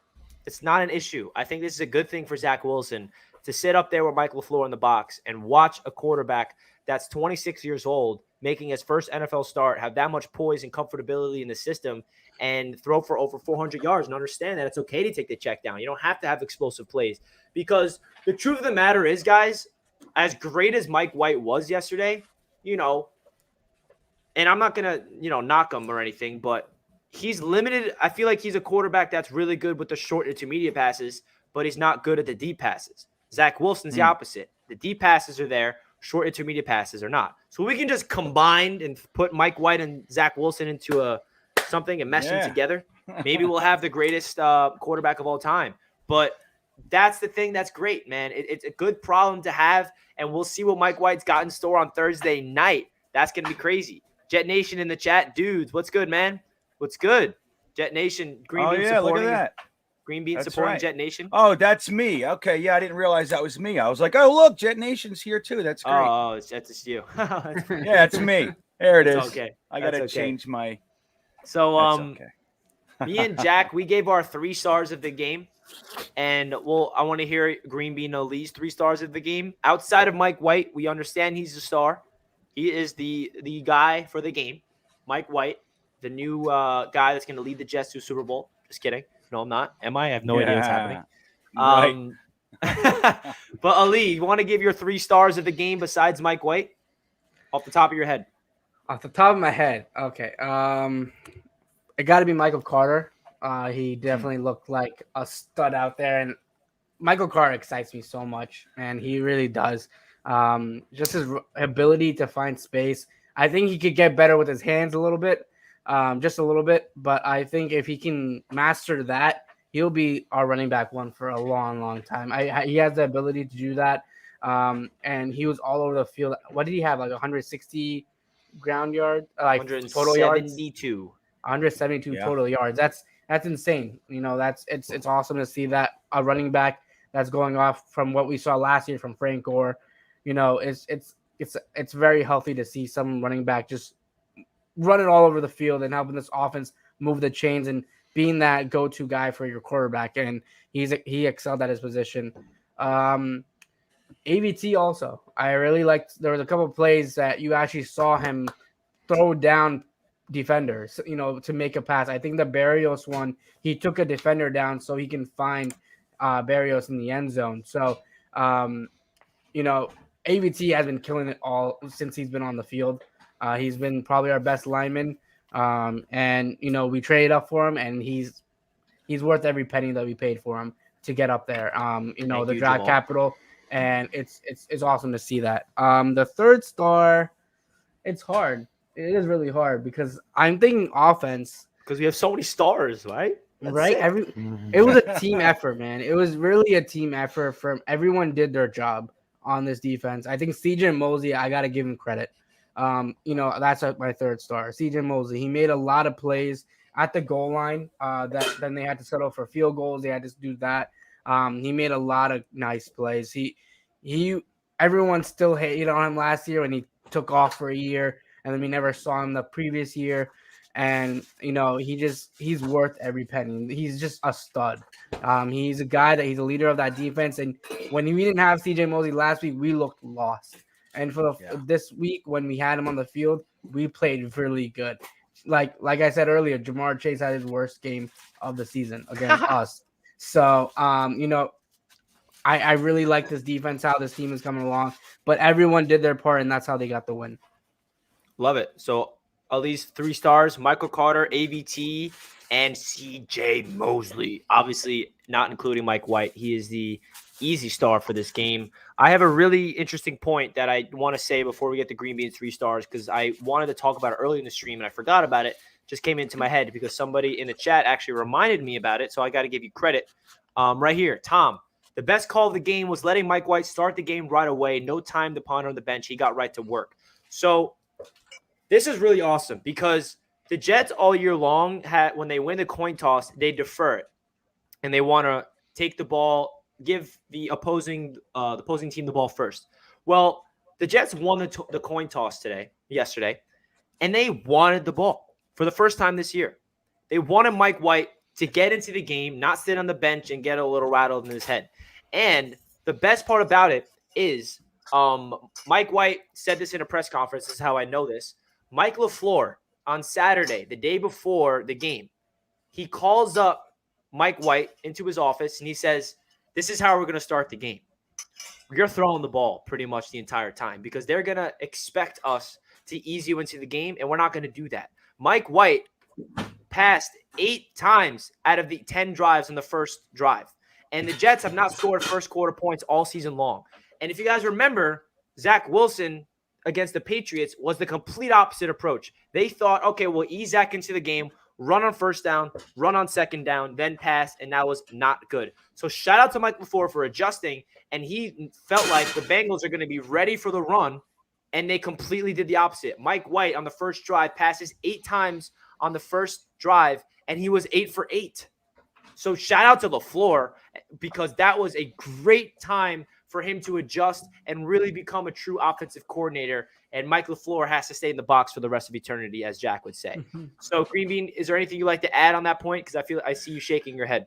Yeah, I'm shaking like a crazy person. That was one of the points I was going to make because my number one hero of the game outside of Mike White, I like our parameters here, is LaFleur. I think moving him to the box where he's more comfortable has a few layers to it. Number one, obviously, he can see the field differently. Number two, he doesn't have to manage the sideline. That can be Kavanaugh and Calabrese and all that. But number three, and somebody brought this up to me, is that LaFleur probably doesn't do so well. He's a little guy. He's new into this and just kind of being surrounded by the players he's not getting the ball to and all that kind of stuff. Just remove him from all those dynamics, put him up there where you can think 100% about the game plan. But what that press conference with Mike White, when he said LaFleur called him and said, they're expecting us to run. They're expecting us to kind of keep it close to the vest. We're coming out and we're going to hit them. I think that's brilliant. That's the kind of stuff I want to see from our offense. And I think that, yeah, I know, man. It's like, this is what we've been waiting for. That whole thing, taking what the defense gives you, that, the screens, the flare outs, the flats, the quick slants, all those kinds of things were happening yesterday because the Cincinnati Bengals were making sure that we didn't get over the top of them. And so, hey, all day long, people say that, oh, he's just checking down. Who cares? We've lost 5 games because of checkdowns and screens and stuff. That's how they're beating us. Why not do it back? And so me personally, I think the offensive game plan was brilliant from the word go, starting with LaFleur being up in the box. And I also think that gives Matt Kavanaugh a little bit more carte blanche on running the sideline, being a little bit more hands-on, not waiting to see like what LaFleur does with his quarterbacks. He was just running up. He was with Mike White every time they showed the sideline. Calabrese and Kavanaugh were sitting down with him, which is, guys, that's what we want to see. So LaFleur is my hero number one. I loved Ali's. I was thinking AVT as well. I thought he was fantastic. And I know the exact play Ali mentioned where AVT started to hit one guy, saw the other guy come in, went over to his left and literally pummeled him to the ground. The guy was laying on his side in 2 seconds. And that's the kind of stuff you want to see. Now, so I won't say AVT, even though I applaud it. I will say Shaq Lawson. Yeah, that was mine. Right? Shaq Lawson is a sexy beast, and I just can't believe. Did you hear what he said? He said, I never had an interception before in my whole life, not high school football, like Pee Wee, nothing. He said, I didn't even know what to do. I didn't know how to act. He said, I had the ball in my hand. I didn't know what to do. He said he blacked out. Yeah. So I think that's one of those things, like, a lot of people have been saying, like, Shaq Lawson has been a ghost since we signed him, and it's not true. He's actually done very well in the run game. He's one of the better run defenders in the league. Actually, he has pretty good numbers. But to see him kind of come up big when we needed him to, that was what I liked about the play. And a lot of these guys, they're kind of like unsung heroes, man. You know what I mean? Like, they're doing a lot of dirty work. And I think our defensive line is still the strength of this team, even though we've been decimated by injuries. So Shaq Lawson, I think, was a hero. And I'm going to, not that he was a hero, my third one, but I'm going to bring him up anyway, because a lot of people have literally given up on him. I've heard the word bust associated with him from the pretty much the minute we drafted him. And it's somebody that I liked coming out of college, and that was Jabari Zuniga. In his first action yesterday, he came out and he just crushed that edge, got the sack, put his helmet on the ball, forced fumble, first action, man. So he didn't play all day. You know, he was like, used in a rotational role, but he showed people, man, like, look, I'm not a loser. I'm not some guy who can't play this game of football. His problem is injury. And if he could stay healthy, and I liked what they did with him, keeping him on the practice squad, he's been healthy the whole year. They wanted to see if he'll stay healthy. He's been healthy. They put him in the game. He comes out and gets a big sack. And I think that there's going to be more to come from Jabari Zuniga. Again, he was somebody I liked coming out. I thought he was a little bit overdrafted, maybe a 4th round pick, but that's inconsequential. The guy can play football, and I'm happy to see him arrive. And I hope a lot of Jets fans are willing to just at least give the guy a shot, man. He's been here a year. Like, let's just give him a chance. So Zuniga's my last one. I love that. I love that. And Jets fans, we're very reactive. We're very impulsive. We see a young player have a bad game or a bad injury or this and that. We're so quick to react. Bust, sucks, no patience. And, I understand that. And the patience word gets thrown around. I'm not even talking about the team in general, but these players, sometimes it takes a little time for them to develop. Like, we're finally seeing the 2020 draft class make some plays. I mean, LaMichael Pirine making an appearance because Tevin Coleman was injured in this game. So Pirine was the third back. He only had 1 carry. Ashton Davis, he's the starting safety now alongside Marcus May. And Ashton Davis, he didn't have the greatest game, but like I said earlier in the stream, he was making plays. If you're a safety and you're not being talked about, that means you're doing your job because you're not giving up plays. You're not getting penalties. And Ashton Davis looks like he's doing a good thing.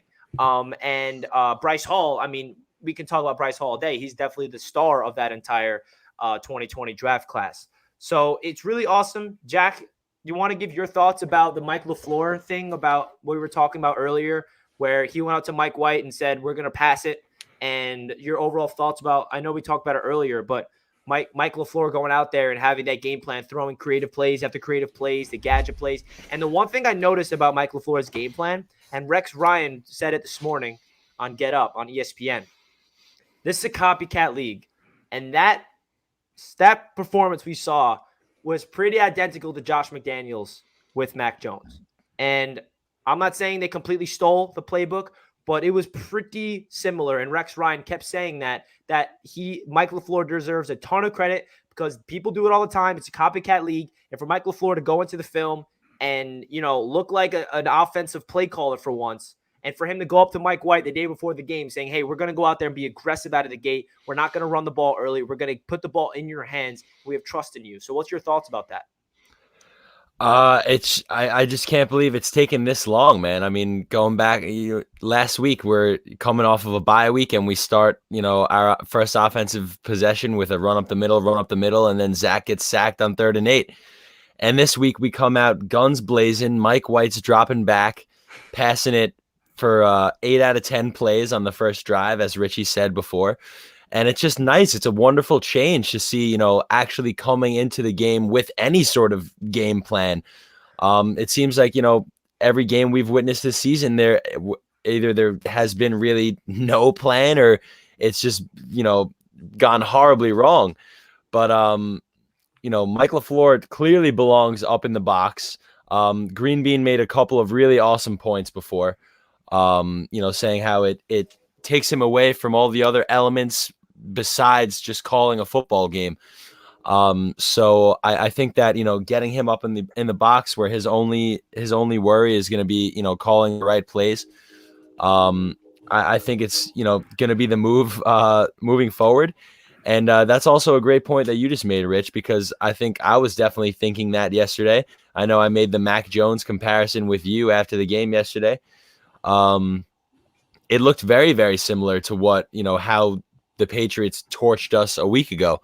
So, Mike LaFleur did his homework after that horrible loss.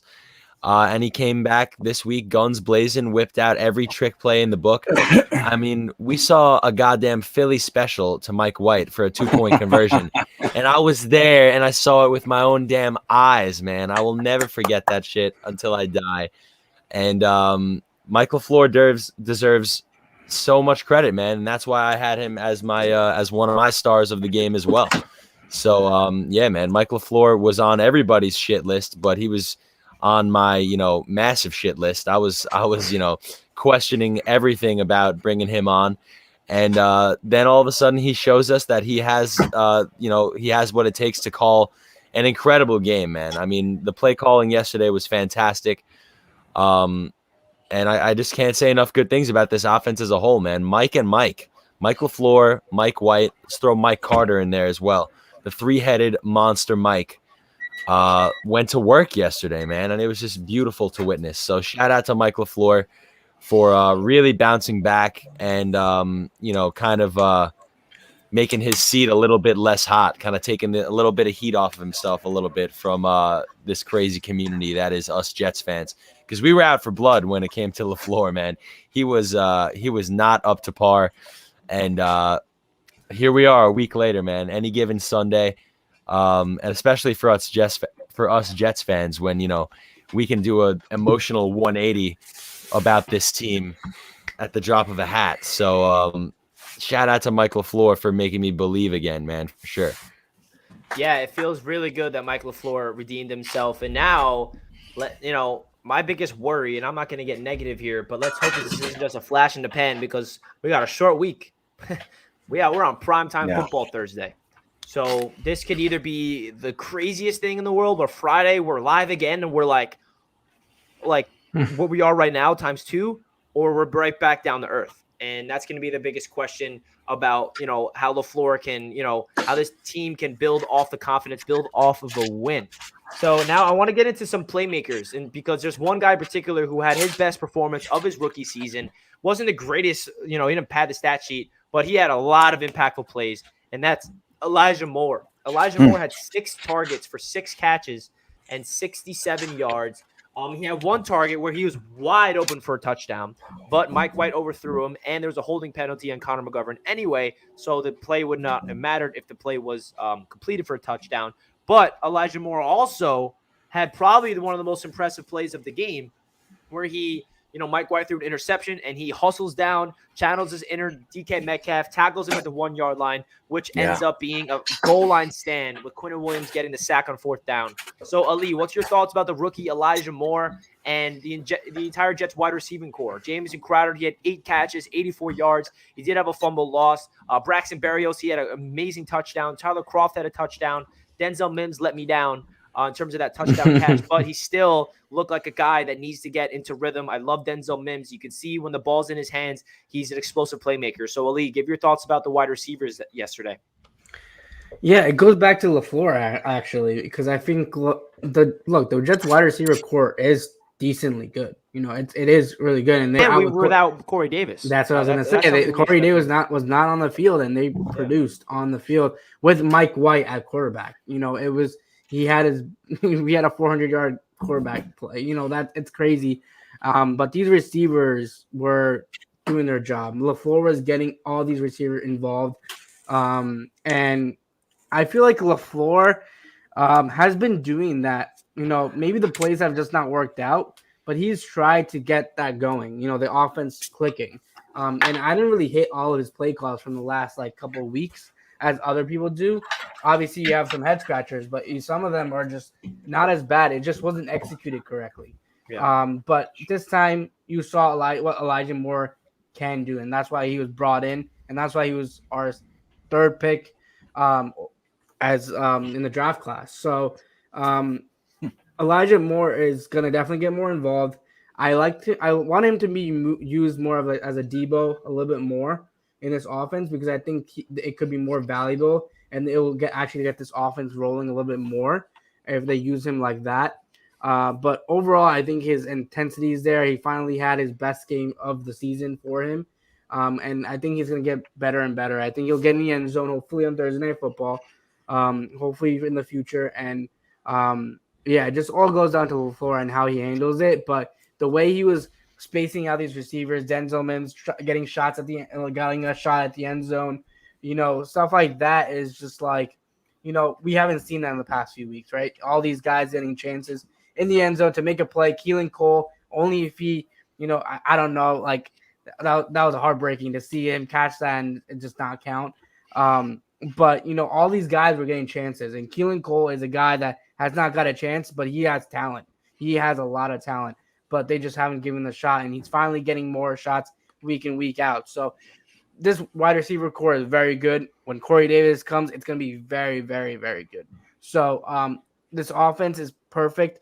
I feel like just Mike White just fits the offense of what LaFleur is doing a little bit better than what Zach Wilson likes the big plays, but White is more of a game manager, and that's what LaFleur is kind of playing around, and that's why it works so great. And that's what my thoughts are for that. But yeah, back to Elijah Moore. He's really good. He's very good. The best is yet to come. Green Bean, what's your to thoughts about the receiving core and Elijah Moore and all these guys? And the unsung and the craziest thing is like the leading receiver for the Jets. Do you know who it is, Green Bean? Outside of the running backs? Crowder. Yeah, he's just quietly. Right? 8 Yeah. catches, 84 yards. And he had 9. That other one where he fumbled, I think, what was that? It was a 30-yard catch and run. 30, yeah, something like that, right? So he would have had even more, maybe over 100 or something. But I think, look, there were a few mistakes. I didn't love the tips, and all that sort of stuff. It takes 2 to tango on those things. They weren't perfect. Passes and all that, but so it started a little bit shaky. But I think, look, when you talk about Elijah Moore, you said it so well. Like when that pick happened and they ran back 66 yards, a lot of people just kind of throw their hands up and say, they're gonna make it. And what's the big deal? You stop them at the 3-yard line. Of course, they're gonna get 9 feet in 3 or 4 plays. But it shows, man, like you never know if you just play 100% all the time, you never know when that's going to have an impact on the game. Elijah Moore chased them down, got him at the 3, and the friggin' Jets held them, man, ending with the big Quinnen Williams 4th down sack after they just stuffed the hell out of them. The Bengals were losing a yard and a half every single play. And then Quinnen came in with that man style sack on 4th down, but that never happens if Elijah Moore doesn't chase him down. So that's one thing. It shows that the effort, the blue collar attitude, the character of these guys is starting to show through, especially after the games that we've lost. It's like it's very easy to see a complete collapse and the team just kind of packing their bags and wait until next year kind of thing. So it's nice to see that. Now, as far as Elijah Moore on the field, yeah, man, this is the kind of thing that we've been hoping to see for whatever reason, whether it was the game plan or Zach Wilson just not being settled enough to hit these guys. It was nice to see Elijah Moore get in the game and actually have his impact. There was that other play with Mims where I think it was Mims' first catch. It was like 17 or so yards, and Elijah Moore got called for a holding. So he's got to work on that stuff. Last week, there was the inability to block on that Crowder play. You know what I mean? The wide receiver screen. So Elijah Moore has some blocking to figure out, and that shows how important it really is for wide receivers that can block downfield, man. It's important, and we happen to have guys outside of Elijah Moore that can really do that. So it was really good to see him get in the game. I'm heartbroken about Mims. I mean, look, he had a good game, man. He was blocking well. There was at least one play that I saw where he had a key block on a run. He obviously had the 2 catches for 30 yards. He had the other catch that was called back. And then he finally gets in the end zone, which was Josh Johnson, by the way. So Josh Johnson would have had his touchdown. Hits Mims in the shoulder pad, kind of the chest plate here, and it bounces out. And I was just heartbroken because I'm a big Mims supporter. and I believe in him. And there it was. And he's usually so clutch. 99 out of 100 times he's catching that pass. And we watched where he didn't. So I'm just kind of sad for him and the Jets. I just hope that the coaches don't look at that and make it bigger than it is, because everybody drops passes. Even Jamar Chase had a drop touchdown yesterday. So I think overall our wide receivers look the part, man. Depth. Berrios, Keelan Cole, Jamison Crowder, Elijah Moore, Denzel Mims. We have some players, and this is kind of what I've been saying, man. We have too much talent to get beat 54-13 or to completely not show up. We're not a Super Bowl team, but there's too much talent on this team to get blown out week after week. So it was good. Even if we lost this, I still would have been happy. Obviously happier on this end, but I think that it's nice to see those guys start to believe in themselves and know that, hey, man, we can do this. Yeah, man, this game is only going to build so much confidence for this Jets team moving forward, and it's such a good feeling. I'm a big Denzel Mims supporter as well. I'm expecting big things from him. If Corey Davis is still not able to play on Thursday night, he's going to get another opportunity to make up for that, drop pass. But, his run blocking is so important, Greenby, and I'm happy that you alluded to that. Him and Corey Davis are very good at blocking down the field. That Michael Carter touchdown was all about Tyler Kroft, and I think Denzel Mims had a key block that with that first drive. So the blocking has been good. But man, it just feels good to talk about some winning football. So guys, to finish off the stream, we're going to open this up to a Jets Q&A. We have around like 15, 20 minutes left of the stream. And now it's your opportunity to come into the chat and ask away any questions that you have on, anything you want us to talk about. We talked about a lot of things already, but if you guys have any questions that you guys want us to talk about, any specific topics, whether it's any individual player, whether it's a coach, whether it's a position group, anything, feel free to comment in the chat your question, and we'll try to get to as many questions as possible, because there's a lot of things to break down in this game, and we're trying to give it everything. And hopefully I did not forget any key points. I wrote down some notes here. But I wrote, look at all the stats. Those are all the stats, because we put up 500 yards of offense. It's crazy. 500 yards of offense, man. Yeah, something don't that forget, we're not Josh, used to, man. We're definitely. Josh Johnson had a nice little chunk there too, man. He looked good. He did, and he would have had a touchdown if Mims caught that. So, actually, it was 435 yards in the air, something like that, including Josh Johnson's. And what about Crowder too? So he had that 2-point conversion, but yeah, man, we were fluid. It's nice to see. Will Zuniga remain on active roster? He will be on the active roster until Bryce Huff comes back. That would be my guess. The reason why Zuniga is on the active roster is because Bryce Huff is injured with a back injury, what's giving Zuniga an opportunity. And that just gives you an idea of how deep this defensive line truly is. And the crazy thing about that is Zuniga and Huff come from the same exact draft class. Mm-hmm. And Huff is an undrafted free agent. Zuniga is a third-round pick. And you got to give Douglas credit for that, because Huff is an impactful player. Zuniga gets an opportunity finally, and he comes out with looking like a stud, and it's great. Yeah, man. Injury news on our right tackle. It was our left tackle who got injured, Timothy. George Fant went down with an ankle injury. Chuma Edoga came in and filled in for him. I don't have an injury update right now. He's dealing with an ankle, so hopefully he can be healthy for Thursday night. But as of right now, I'm not too sure. Can I say something about that too? Of course. So it's just a funny thing, when people are criticizing Joe Douglas's building of the team, there's no depth, this and that. And you look at, they like to point to the right guard, and rightfully so. I mean, that's one of the weak spots on our team. We had a whole list of reasons for that, but it still remains a weak spot. But when you look at the wide receivers, we lose guys and we still have NFL caliber wide receivers. Another place to look is the tackle spot. We lost 2 tackles, and we still have NFL caliber tackles. I mean, I wouldn't want Chuma Edoga to be my starting tackle, but having a guy third string coming in like Chuma Edoga, I think that's about as good as you could hope for, man. And it's one of those things. We got to give this thing time. We have to give a guy time to tear down a team and build up a team. And Chuma Edoga is a good he's a good guy to point to for depth at positions, like tackle, wide receiver. They're two defensive line. We have 3 areas that we keep seeing injuries and we don't see drop off because of depth. And Chuma Edoga played great yesterday, man. Yeah, I think Edoga played very well for, the exact, expectations with Fant going down. He definitely had a couple false starts and some penalties that's given, but he definitely held his ground. He did not get beat, did not give up a sack. It's a good thing that Chuma Edoga, he's a 3rd-round pick. So yeah, by Mac. Yeah.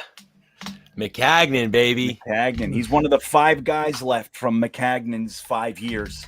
O-line depth is so underrated. What a scam that turned out to be.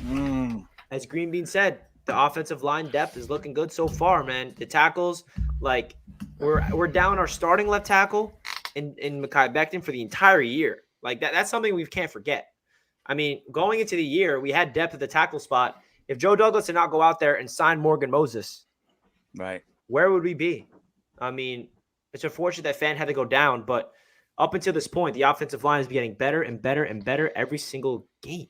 I saw Dan Feeney strut onto the field yesterday on that Mike White QB sneak with my own eyes. I'm like, oh my God, it's Dan Feeney. Here comes the mullet. I'm like, oh my God.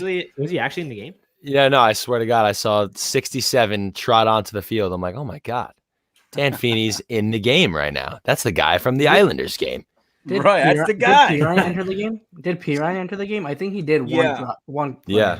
Yeah, he got an attempt and he got 4 yards, baby. Yeah. So I think I saw his number pop up. That's it. That's all I saw. Yeah, and that's just it. You got to, look, they're feathering these guys back in. No reason to. I'm a big fan of Pirine. And I believe in him and all that, but it's you don't need to force him back in the game when Ty Johnson and Michael Carter are looking so good. They were in a rhythm, so just leave him. But they did get him in, just kind of get his feet back on the field a little bit, and then slowly work him back from injury. I think it's great, man. I think it's great too, man. I think the running back depth has been really good so far. We have 2 legitimate running backs that we can feel confident with, and in a year 2 guy that's waiting behind them just in case one of them goes down. The 1-2 punch between them has been. Yeah, man. AVT looks like an all-pro as the season keeps going. Do you think there's a chance that he gets an all-pro as a rookie or Pro Bowl, any of those accolades, or what do you think about that? I mean, I honestly am very unaware of the whole process. Does it come down to the stats, or is it people voting him in and shit like that? For Pro Bowl, it's fan voting plus other voting. And you're talking the all-pro teams. Yeah, Pro Bowl is that. And then the all-pro, I don't know. Dreamy, you know how the all-pro is voted? Yeah, all-pro is voted by the fans don't have any input in all-pro. That's the Pro Bowl. It's very statistic based and all that. But yeah, the all-pro is the best out of both. When you're a Pro Bowler, you're either on the AFC or NFC. The all-pro is the best out of all of them. You know what I mean? Out of both. It's the best in the league, and there's a first and second team all-pro. But yeah, I think he might get. I mean, look, if he keeps playing this way, I think he might make Pro Bowl, which would be fantastic. I don't know if he'll make all-pro. There's guys out there that just are more well-known. You know what I mean? It takes a minute sometimes. Yeah, that's the thing. I mean, sorry, Jamar Chase. Elijah Vera-Tucker should win Rookie of the Year. Yeah. We got a donation from Nose Kills, another one. Thank you so much. Appreciate it. Mike W. is one of our top end zone receivers and knows all the routes since he's a QB. Will he be above Mims in the wide receiver depth when Zach comes back? With a little wink. All right. Maybe. Nose Kills got some jokes. Hey, I mean, Mike White looks like an athletic wide receiver out there catching that pass from Jamison Crowder on that 2-point conversion. We're having tight end issues, so if Mike White wants to suit up and run some routes, let's get it, man. Right? Yeah, can he block? Can he block a little bit? Yeah. Hey, the one thing I will say, I think yesterday was our best performance from the tight ends all season long because in the blocking game for sure, that Michael Carter touchdown on the first drive was because of Tyler Kroft. If you watch that back, Tyler Kroft paved the way. Absolutely took his guy beyond the end zone, which set up the Michael Carter touchdown. And Tyler Kroft got the game-winning touchdown at the end of the game. So shout out to Tyler Kroft. He only had 2 catches, but one of the catches were ginormous. And the tight ends needs to be upgraded in a huge way in the offseason, but it's good to see Tyler Kroft finally make somewhat of an impact this season. Agreed. Should the Jets still trade for OJ Howard? So the trade deadline's tomorrow, which is crazy. I know. Do you think the Jets should make any type of trades for OJ Howard or anybody in particular, or do you think they're going to stand pat? I don't know, man. I think it's very much up in the air. I mean, we haven't really been hearing much speculation of anything, and I know it's, still a day, but the trade deadline is literally tomorrow. So as of right now, it kind of feels like everything is staying put. Obviously, we have another day, but I don't know. I haven't really heard much of any noise regarding that on Twitter. I don't know if you guys have. Obviously, Jets Twitter is polluted right now with everybody going crazy over Mike White, which I love. But, I mean, maybe we'll hear more in the morning or something like that. But as of right now, it feels like things are kind of staying put. I'd be surprised if we dealt Marcus May at this point, to be honest with you. So I think that everything is probably staying put. Yeah, I feel like Marcus May is the only one that I can see get moved, but I don't think that would be a right move to make because he, as much as I loved Marcus May all the way up until the season, honestly, to the point where it feels like he gave up on us and stuff. It doesn't suit me right. And he's a very talented player. He doesn't really have a future on this team. So knowing Joe Douglas, that's a player that he would flip for a late round draft pick. But he does have a big impact on this defense. What's your thoughts about that, Green Bean? Yeah, I think it's very possible, obviously, with, Trader Joe at the helm here. But I don't know if trading him for a draft pick next year supersedes the value of having the vet, especially when we've been decimated by injuries in the safety position. So I think like keeping him around for the young team might have more value than a third or fourth round pick, because look, you can always just tag him again and trade him after the season too. Like, we don't lose our opportunity to trade him. So I think keeping him and trading him at the end of the year might be more beneficial than trading him now, unless Joe Douglas gets an offer that he can't refuse, kind of thing. I thought Crowder was on the block too, but I don't know about yesterday. He looked great, and maybe his value's up. Who knows? But I feels like he's going to stay pat. I agree with Jack, man. I also just want to say, after a 2-14 year, you can't willingly just start giving away all of your, decent pieces and signing yourself up for another year of, being in the shit can. So I feel like, Joe Douglas has a job to do to maintain the best players on this roster that he can. Obviously, if it makes sense, if we get a crazy offer for Marcus May, a crazy offer for Crowder, maybe consider pulling the trigger. But I also think Joe Douglas has a job to do to ensure that this team wins more than just these 2 games this year. And that might mean, keeping Marcus May out there, keeping Jamison Crowder as a part of the team. I think he owes it to the fan base. I think he owes it to the organization as well. We need to, straight up just win more games than we did last year. So if that means, hanging on to some pieces that have been productive for us, like a Jamison Crowder, who in his, couple games since coming back from injury has been great for us, as he's been for the last 2-3 years. So I think Joe Douglas also has, obviously it's his job to, improve this team, not only now, but in the long run. So if that means dealing somebody for draft capital, I could obviously always wrap my head around that. I'm a big Joe Douglas believer, as you all know. But I also think he has a job to do in order to maintain, the best possible roster he can for this year, because it's not just in the future. It's this year too. We need to, build a culture, keep winning some games. So, that might mean keeping Jamison Crowder around, man, because he's a goddamn security blanket every time he's on the field. Yeah, I think it would be a mistake to give trade away Crowder, in my opinion, because he gives so much security to any quarterback that's playing. Ali, what's your thoughts about the trade deadline tomorrow? Do you expect any moves? No, I was gonna say they said OJ Howard. I was thinking of Evan Ingram. If we were gonna go out and get a tight end, I want to trade for Ingram. I don't think OJ Howard is gonna leave Tampa. I don't think they're not gonna deal him like that. Marcus May, he's not going anywhere. Especially knowing that his contract and stuff is up next. It's just not gonna happen. And the Jets need depth, like Green Bean said.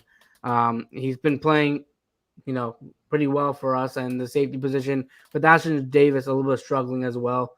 You need that type of veteran presence in the secondary.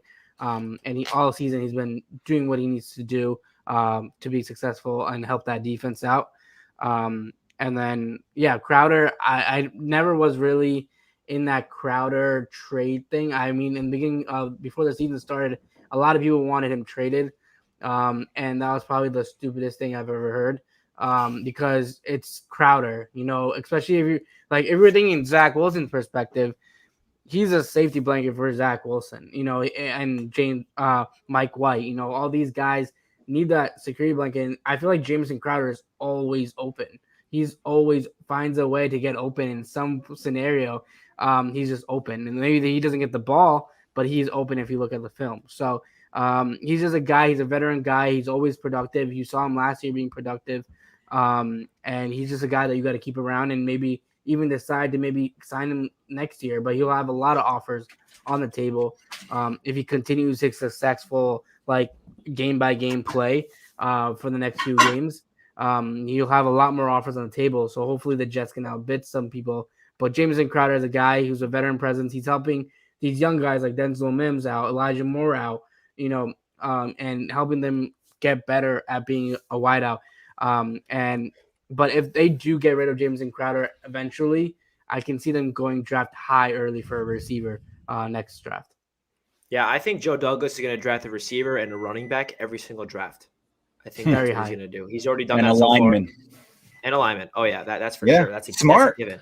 I think if you see all these teams around the league that have an endless amount of wide receivers, an endless amount of running backs, it's because they're drafting them every year. And I feel like Douglas has that mindset. We saw P. Ryan. Now we saw Michael Carter. We see Denzel Mims. Now we see Elijah Moore, Mekhi Becton, Elijah Vera-Tucker. That's how you build a team for the future. So, guys, before we end off the stream, we're going to end it after this last take from all of us. Let's give our quick preview to the Jets-Colts game because we're going up short week, prime time. We're versus a beatable Indianapolis Colts team that lost to the Tennessee Titans in overtime. Carson Wentz, as good as he looked early in that game, he had two killer turnovers. One was one of the worst interceptions I've ever seen in my life. The other one was kind of like a Zach Wilson play where he had a check down wide open. Jonathan Taylor had 20.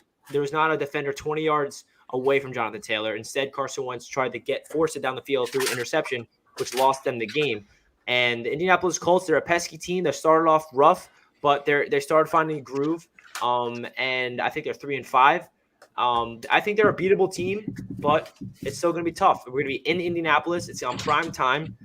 So starting off with you, Jack, what's your thoughts about going into this game, and what do you want to see from the Jets in order to get the victory? And Mike White is a starter for everybody wondering. Zach Wilson's not ready yet. I don't even want to think about it until Thursday at 7 o'clock. I'm just riding. I'm riding this Mike White 405-yard, 3-touchdown dub performance until I can't anymore. But I think I agree with you, man. I think it's certainly a winnable game. But that means jack shit because we certainly thought coming off of a win against Tennessee at the Atlanta Falcons was a winnable game. So we can't take anything for granted. We can't take any single win for granted. We got to come out and play 10 times harder than we played this past week and just keep the ball rolling. So I think it's certainly, a challenge ahead of us on a short week, going to Indianapolis on prime time. Huge test for Mike White.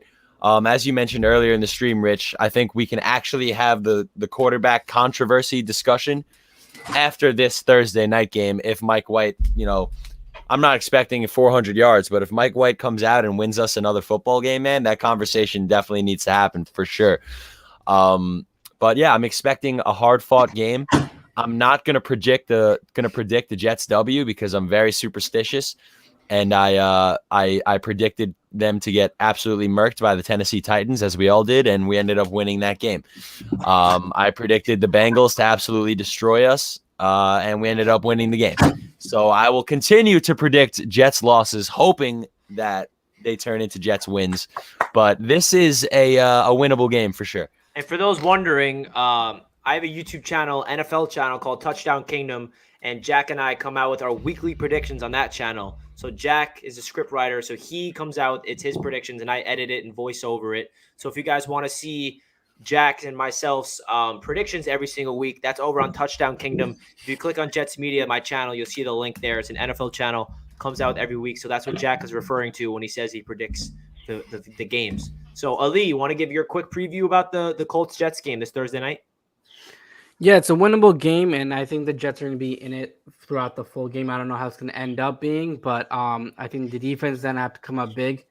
With T.Y. Hilton also out, the focus is on the running backs of Jonathan Taylor. I think that's what, if we can somehow contain him, we did that against Tennessee. We obviously Derrick Henry had a crazy game, but we still won that football game. So just do enough to win the football game. It's just this team has to have fight, and this team has fight. It just felt different. This win felt different. It was a smooth sailing on offense.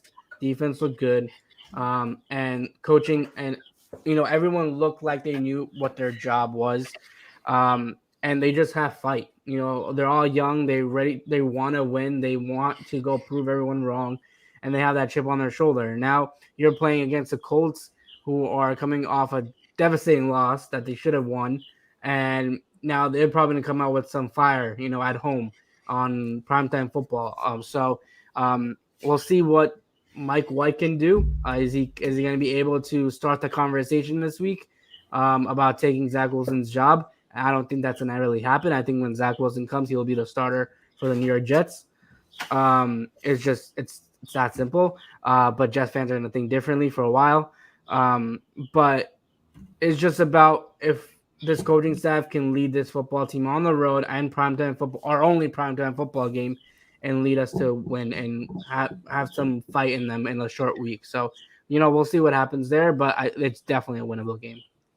It's definitely a winnable game, and I had to throw Mike White on the screen before we end the stream because it's Mike effing White, as Ty Johnson said. He's a savage. He's a killer. He's a baller. Savage. I love that Ty Johnson said that. What do you mean, man?